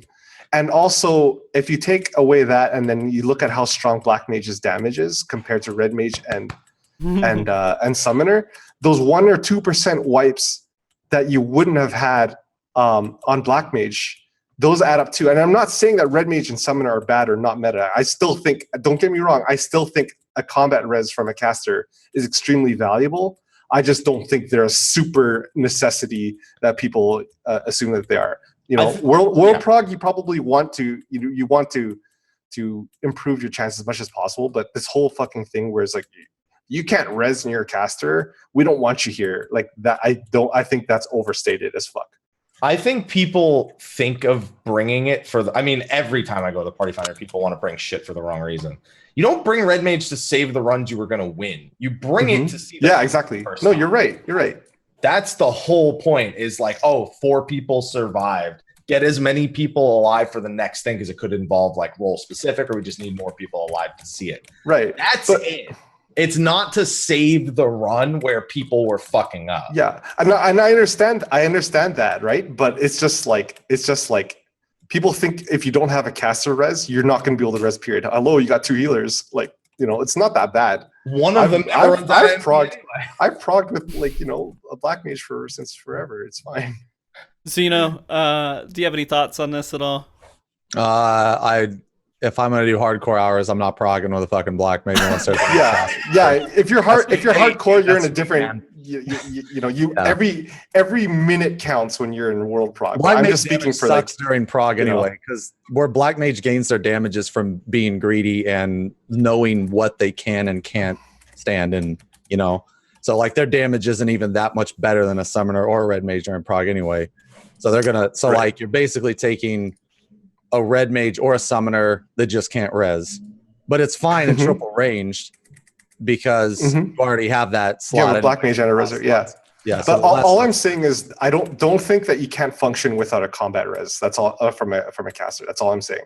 If you're world progging and you want every single percent chance to win, then of course you're gonna that might be what you want to do. But like I don't know. I guess for the rest of us, like it's not that big of a deal, guys. Just to play that role in that devil's advocate here too, I'll discuss it as in when you're talking about world prog and hardcore prog, people who don't know the strategies going in, having that res is extremely important because you learn more mechanics as you're going throughout the fight and you have more chances to do it. But if you are going after these people who put these guides out and you already know the fight before you go into it, which is 90% of raiders, they already know what they're going to see, unless if you have a group that specifically says, I'm going in blind, like I do sometimes, they are going to not care about those reses anymore because you need to hit those DPS checks, and a black mage may be able to do that more than maybe a red mage.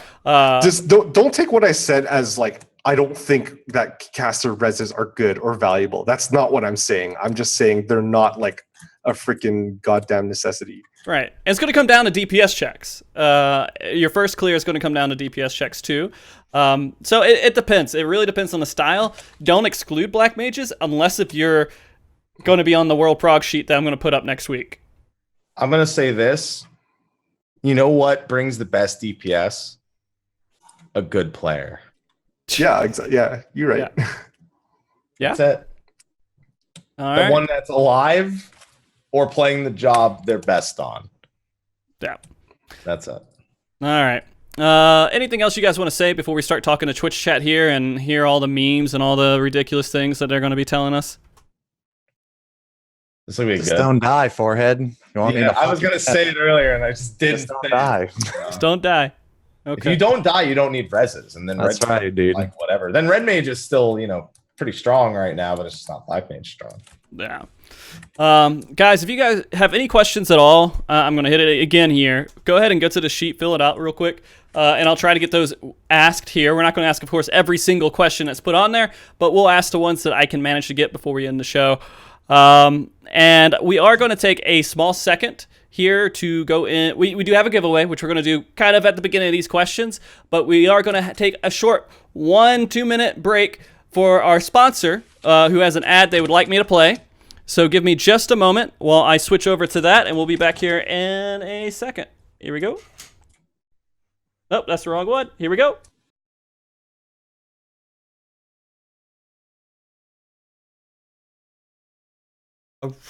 I really enjoyed that show. It was really awesome how that guy said that one thing. It got me thinking. It kind of just, it feels good to hear people talk about stuff like in a format like I wish there was a way that I could just know when this was going on. Maybe I forget sometimes. I know it's like every Saturday, 2 p.m. PST, 5 p.m. EST, but what if I forget and like I'm just sitting there?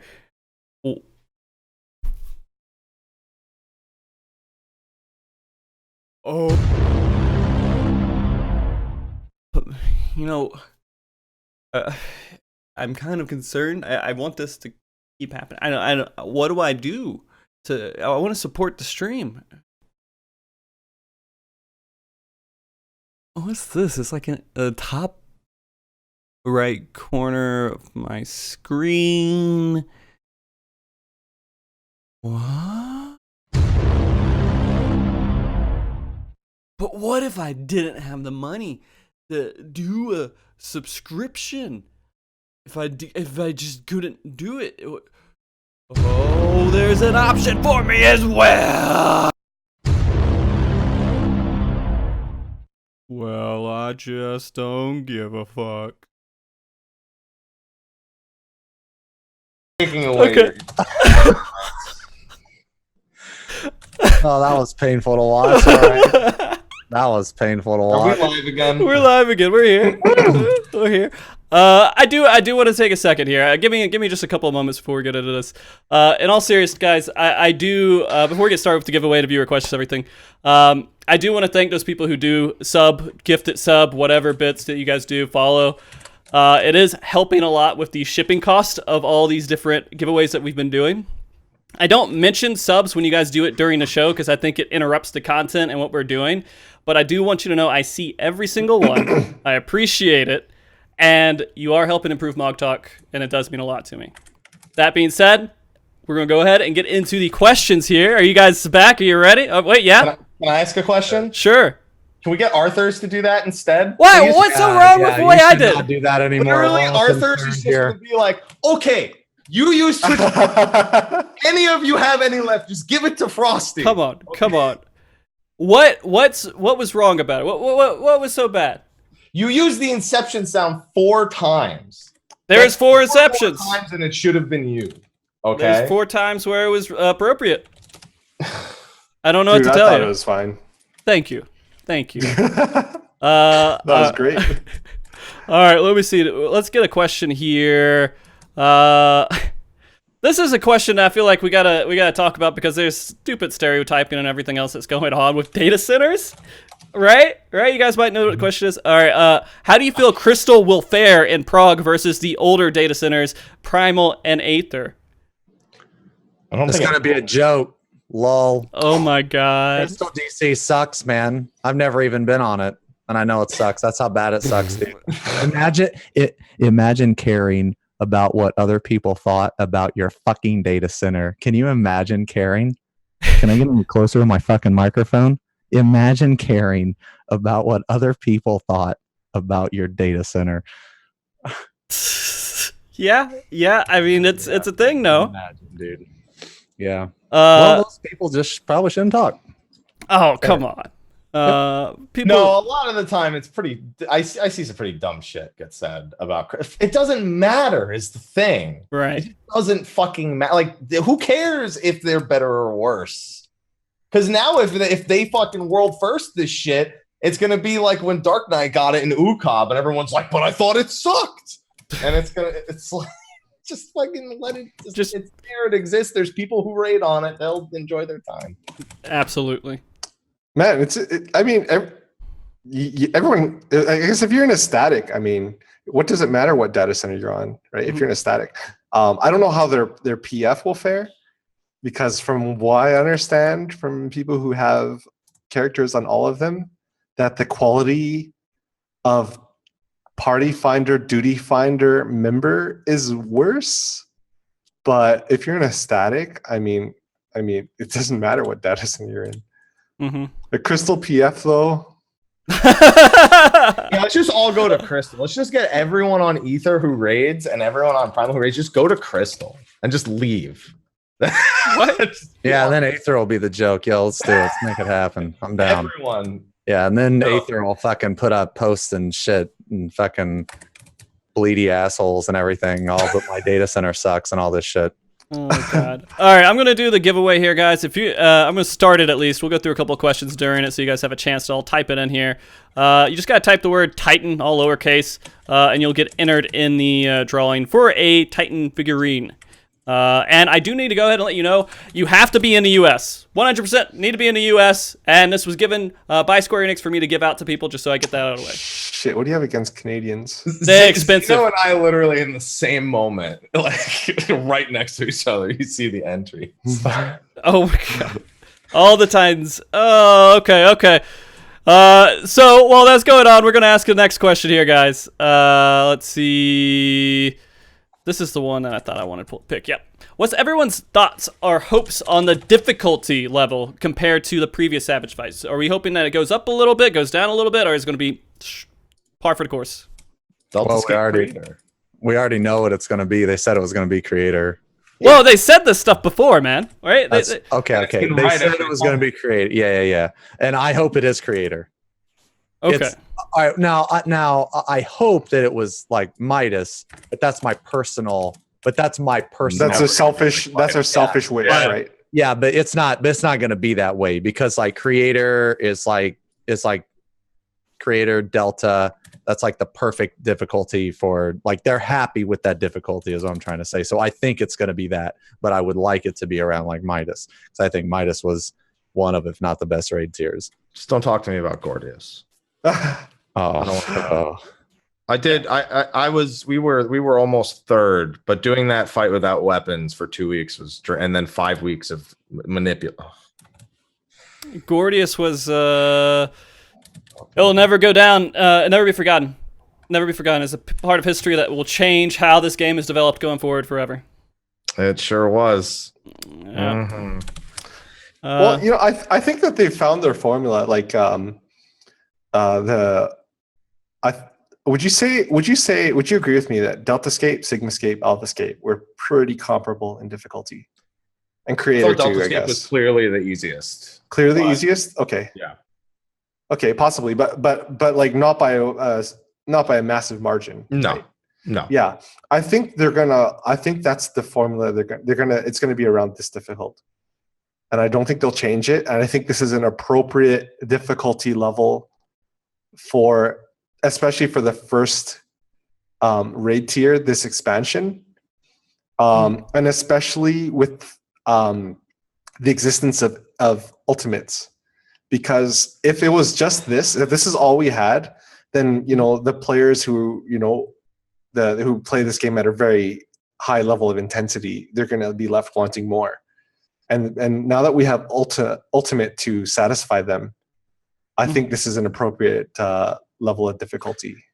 Yeah, I'd love to just sit here and talk about what I think is going to happen for Alexander Ultimate because I think that's what we're going to get in 5.0. Oh, okay. So? Dude, I want him to literally send us through time gates back to the previous fights, and we have to get exact debuffs like in Gavel and bring them back into the present and shit like that. Really? Yeah. Well, hey, what if, just listen to my idea. What if when you go to like the time gate, it sends you back to previous expansions, and like you have like the old abilities, and you start, when you wipe, you have to wait for your cooldowns, and you lose your waymarks. we could stop this conversation. Dino's like, and I'm joking. I remember when back in Midas, man, me and Chet were tanking, and we had polls where we called the living poll and the no living poll because we don't want to wait for cooldown. It was like, this is the no living poll. Already, it sounds horrible. Okay. I'm going to go ahead and pull the giveaway here, just so we can go to get it over with. All right, congratulations, Xeno. That would be something, wouldn't it? Man, I'm about to win this Titan, dude. All right, let's see. Are you guys ready? We're going to see what name makes it here. And again, you have to be a U.S. resident. And if you're not, we'll figure out what to do from there. You'll message me in Twitch chat and everything. I'll get to you after the show. Let's see. It is not Xeno. Fuck, man. Hey? Rigged. Yep. Rigged. All right, here we go. It is a guy named Gizz. Jizz. Yo, can you pronounce that? It's Jizz. Jizz won. Great. I'm glad I could say that here. So yo, congrats, Jizz. I see you in congrats. chat. Yep. All right. So we know he's here. Get with me after the show. You have to stick around and talk to me within the Twitch chat interface with whispers and everything else when we're done. Other than that, we'll get it worked out. So the next question is: do you guys have comps figured out for what you plan to do going into raids coming up? No. What comp is your static, and are they recruiting hardcore for a physical game? That'll answer my question. Still looking for a group. Happy? Yeah, buddy. Yeah. Mm-hmm. Okay. Xeno, do you have a comp figured out yet? I don't know what I am playing, but I'm pretty sure we're gonna go Ninja Monk. I think Summoner, and I think Bard. And then our healers are probably gonna be White Mage, Scholar. I think. I'm not sure what I'm playing. I'm either gonna play Warrior, Gunbreaker, or Paladin. I'm not sure though. Okay. Bach, do you guys have something set yet? We don't have anything set. We have certain people who know they want to play certain jobs. I don't even know what I'm playing. I'm going to be Dark Knight or Paladin, or probably some mixture of both, depending on what's good in the fight. That's just how I like to play. I like to change it up. Yeah, not so much change it up, but play whatever is appropriate for the fight. And then my co-tank is Warrior Gunbreaker, but we have a Black Mage. We might not have a caster res, so we're probably doomed. No, I But picked up on that. no, but we might have one. We might have double caster too. But I don't know. People just play whatever the fuck they want. Like, we don't tell people what to play. Okay. As long as our team comp makes sense, that's good enough. Okay. So, I don't know. Well, I guess we'll find out the day of. Mm-hmm. All right. My group is going to consist at least of a paladin. I don't know anything else besides that. You're a paladin to a fault. You survived Heaven's Word as a paladin. I wouldn't say you survived. I mean, I fucking did good. The one for I did every mechanic. Every mechanic and all those. Just couldn't block most of them. Oh man. Yeah, no, I don't think I was dragged through it. I think I played my part. I played my part in this fight. No, you weren't dragged through it. You just powered through it. You didn't care. You're like, I'm not a slave. Yeah, no meta slave. What are you talking about? Watch me block this. Hey man, I'm gonna tell you, it was awesome getting Divine Veil up in what was it? It was A12 at the end. A lot of places. It was really awesome there because you couldn't target the boss and I could prevent the damage and I felt pretty good. But that was like the one shining point in that fight at all. Anyways, let's get back to jobs here. We have another question about utilities. Utility jobs. So, do the utilities for Ninja and Dancer really justify their lower personal DPS currently? I think they both probably could use a small bump. Nothing major, though. They absolutely should be the lowest on the scale. 100%. I think Ninja's unfair because they're actually like really annoying to play. And design-wise, they should be low, but it also is not fair that they have to try so hard. Mm-hmm. They get so far, but in the end, it just doesn't even matter. Doesn't even matter anymore? No. Okay.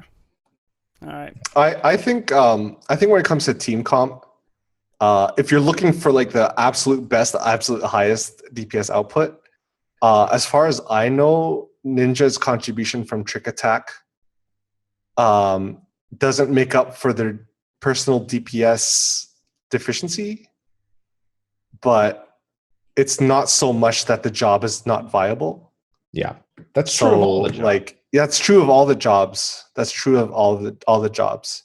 So it's like, I think all the jobs are pretty within the role are close enough to each other that it doesn't matter a whole lot. When it comes to Dancer, as far as I know, all the speedrunning groups are bringing Bard, not Dancer. And as far as I know, Monk is outputting more than Ninja when it comes to total raid contribution. Monk's a monster right now. Yeah, because like trick attack scales with the skill of your group, and if the top speedrunning groups still choose Monk over Ninja, then that's saying something, right? Mm-hmm. So yeah. Now Monk's the only melee that brings like defensive shit anyway. Yeah, like and that is Monster like, got a huge buff too, because now it's all healing, not just spells. Yeah. All right. So that makes sense. they already said DPS checks were gonna be lower anyway. So in this tier, even if they weren't like purposely lower, like they weren't purposely lower in Alphascape, and DPS checks were still a joke for like high end groups. So if they're going to go out of their way to not make DPS checks intense, then they're going to be even easier, like in this rate tier. Nonetheless, though, even if the DPS checks themselves are easy, like having a high DPS comp still reduces margins of error because you can have more deaths and still kill the boss, right? Yep. Mm-hmm. Okay. Just play well. Don't die for it. Yeah. Be good. Yeah, don't die, forehead. Okay. That being said, this will be the last job question I'll ask since we talk a lot about job right now. What buffs or nerfs do you expect to come out when Savage hits? Is there anything in particular like, oh yeah, they're gonna nerf this or they're They're axing the fuck out of White Mage. You think so? White Mage? I'm actually. Can you repeat the question? I'm sorry. Enjoy it. I don't think I heard it correctly. Yeah. say it one more time? What buffs or nerfs do you expect with Savage coming out? Oh, okay. Yeah. I think tanks will remain the same. They don't need any changes. Tanks don't need any changes. I agree with East Coast Ping that if a range needs a buff, it's going to be Machinist. But I think that the ones that the squeakiest wheel is healers. I think. So you agree with Xeno kind of with? Yeah. All right, you ready for this? Yeah. So I think White Mage is going to lose 20 potency off glare. I think that's obvious. Yeah. I think everything else they do to it's going to be thin air cooldown extended, a size back to 60 seconds, and then they're going to fucking leave it otherwise. They're not going to change a lot.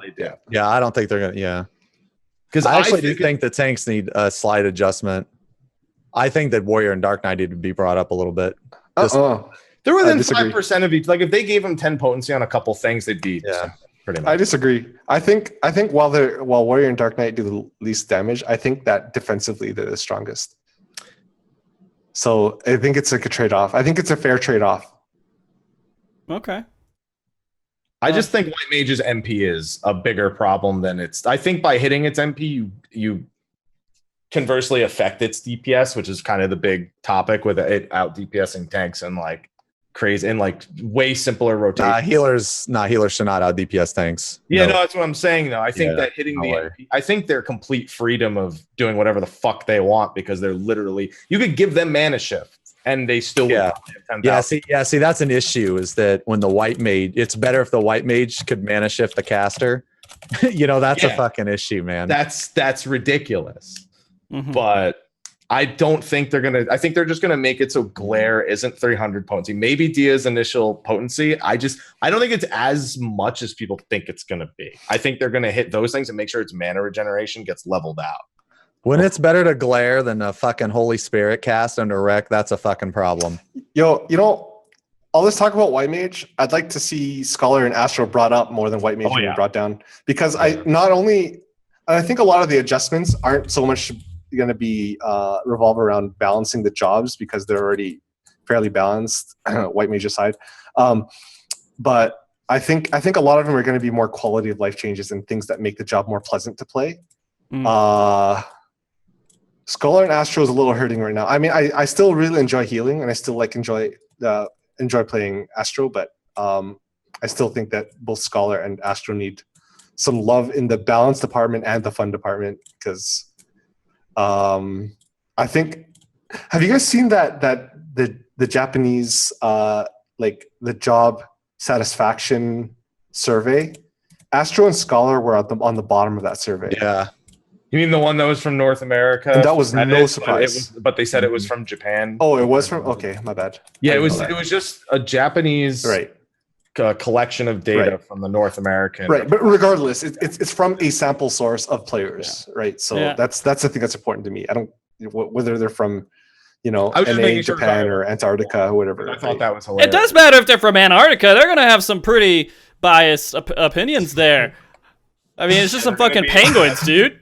I think it'd be pretty cool to hear from them. Oh, all right. Next question. I like cold puns, but this is the last one I think that we'll ask here. What advice can you give in terms of prep for new Savage tier, or for the new Savage tier for new players?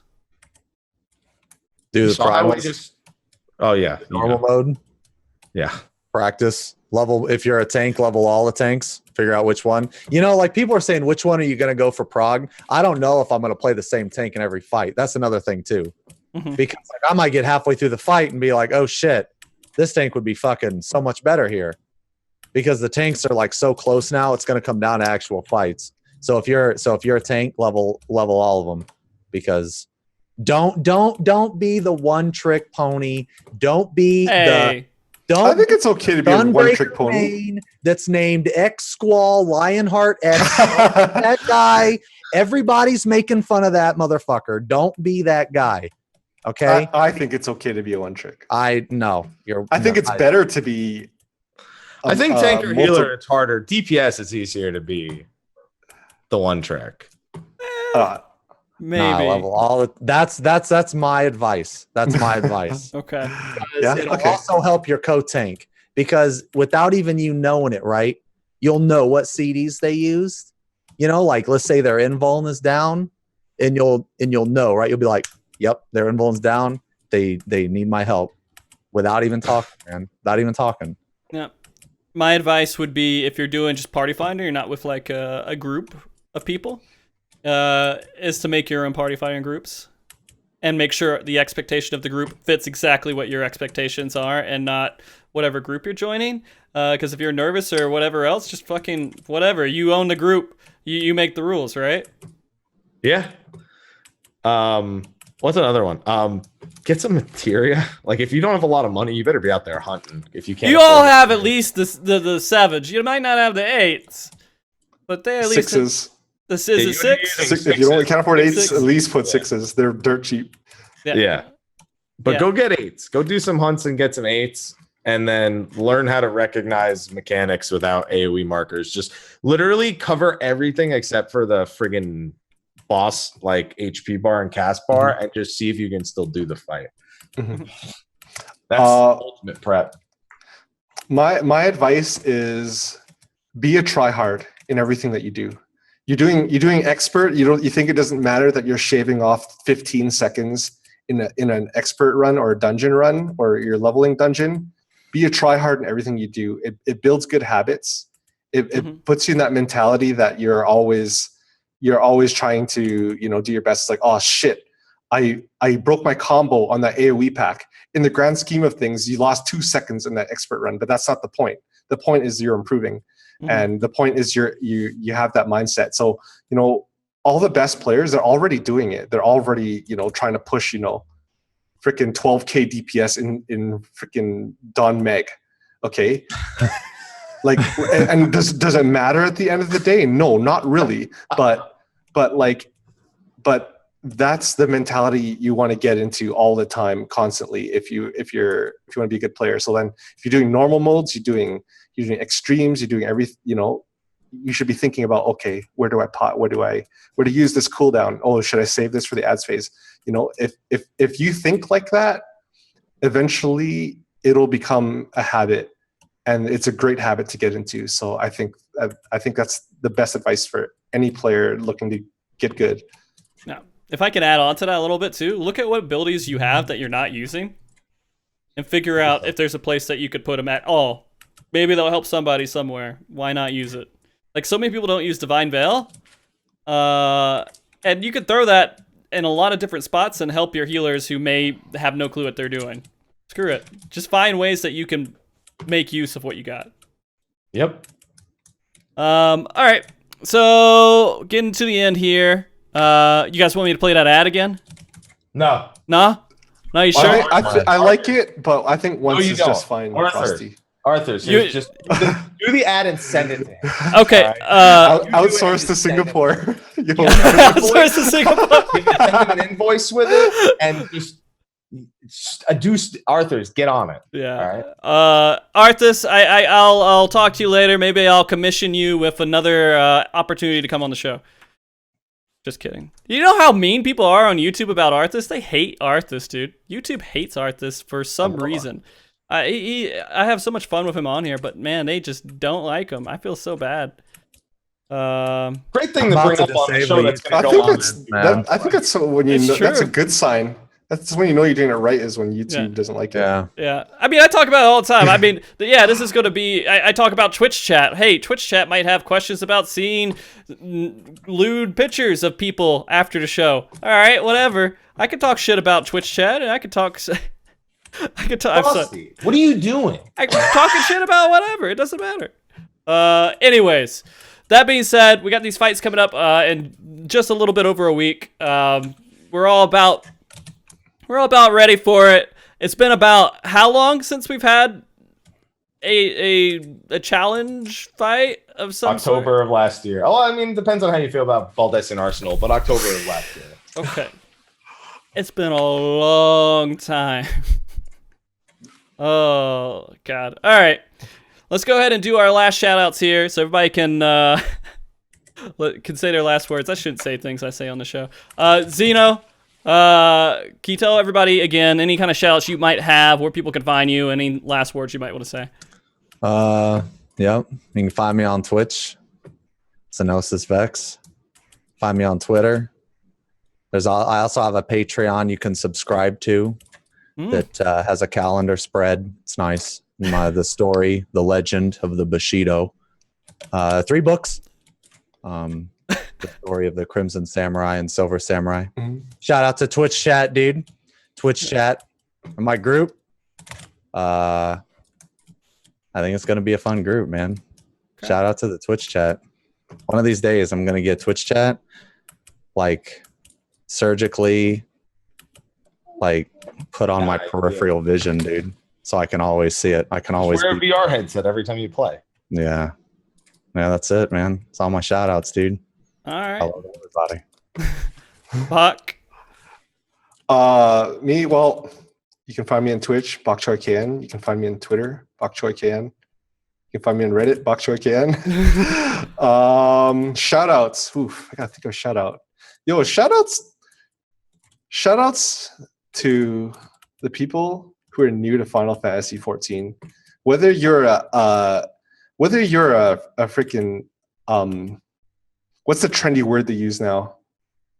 Refugee? Refugee. Oh yeah. Whether you're a refugee from WoW or whatever game, and if you're playing this game and you're if you're watching this, you're probably thinking of raiding, or you're at least like mildly interested in raiding. And if you're gonna dive into it, with no fear, and you're gonna start savage raiding, and you're trying to pick up everything and learn everything, shouts to you, because like the more people who are interested in raiding, the more raid content, the more they're going to invest into raid content. So people like me who play this game, like 80% of this game for me is raiding. So like the bigger the raid community gets, the better the raid community gets, the more love we're going to get from SE. So yeah, man, shout outs to everyone who's dipping their feet in and just kind of seeing what you got in the raid scene, and yeah, shout outs to you guys. Okay. All right, Mike, you want to do your bit here? Nice whiskey in hand. Yeah, man. It's like my 3rd glass. Oh my god. I mean, we've noticed. Just kidding. It's not much. It's pretty good, actually. This was a gift from the 24/7 stream from Tequila. We brought it from Canada. Whiskey and not tequila, huh? Yeah, I know, but it's whiskey. Okay. All right. It's more for casual scenarios like this. Okay. Hi, I'm MrHappy. You can find me, MrHappy127, Twitter, Twitch, Facebook, YouTube, Instagram, all those places. I am still in search for a raid group. Same thing happened with Deltascape, where I ended up having to pug Deltascape, and then I had a group for the rest of the tiers going on after that. So hopefully that's not the case. But regardless, I always find ways to get things done. I'll get guides out one way or the other. I'll beat the fights in whatever time I can actually manage it. But all the same, I'm looking forward to that. And unlike these two, I play a lot more than just the raids. I do too. I do some masochistic shit. Yeah. I level my goddamn trusts. Oh yeah. You're one of the ones, right?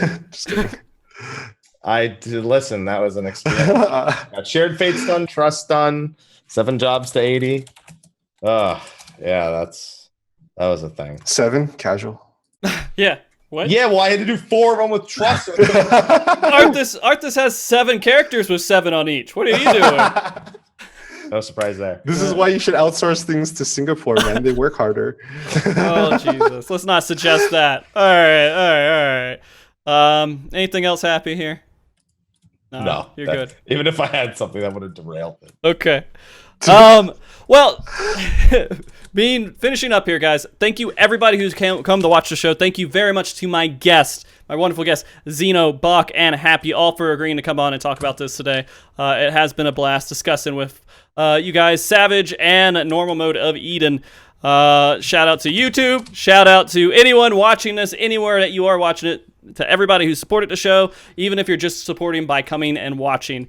That being said, we are going to finish up here. I do want to give special thanks to Carrara, my wife, for emotional support.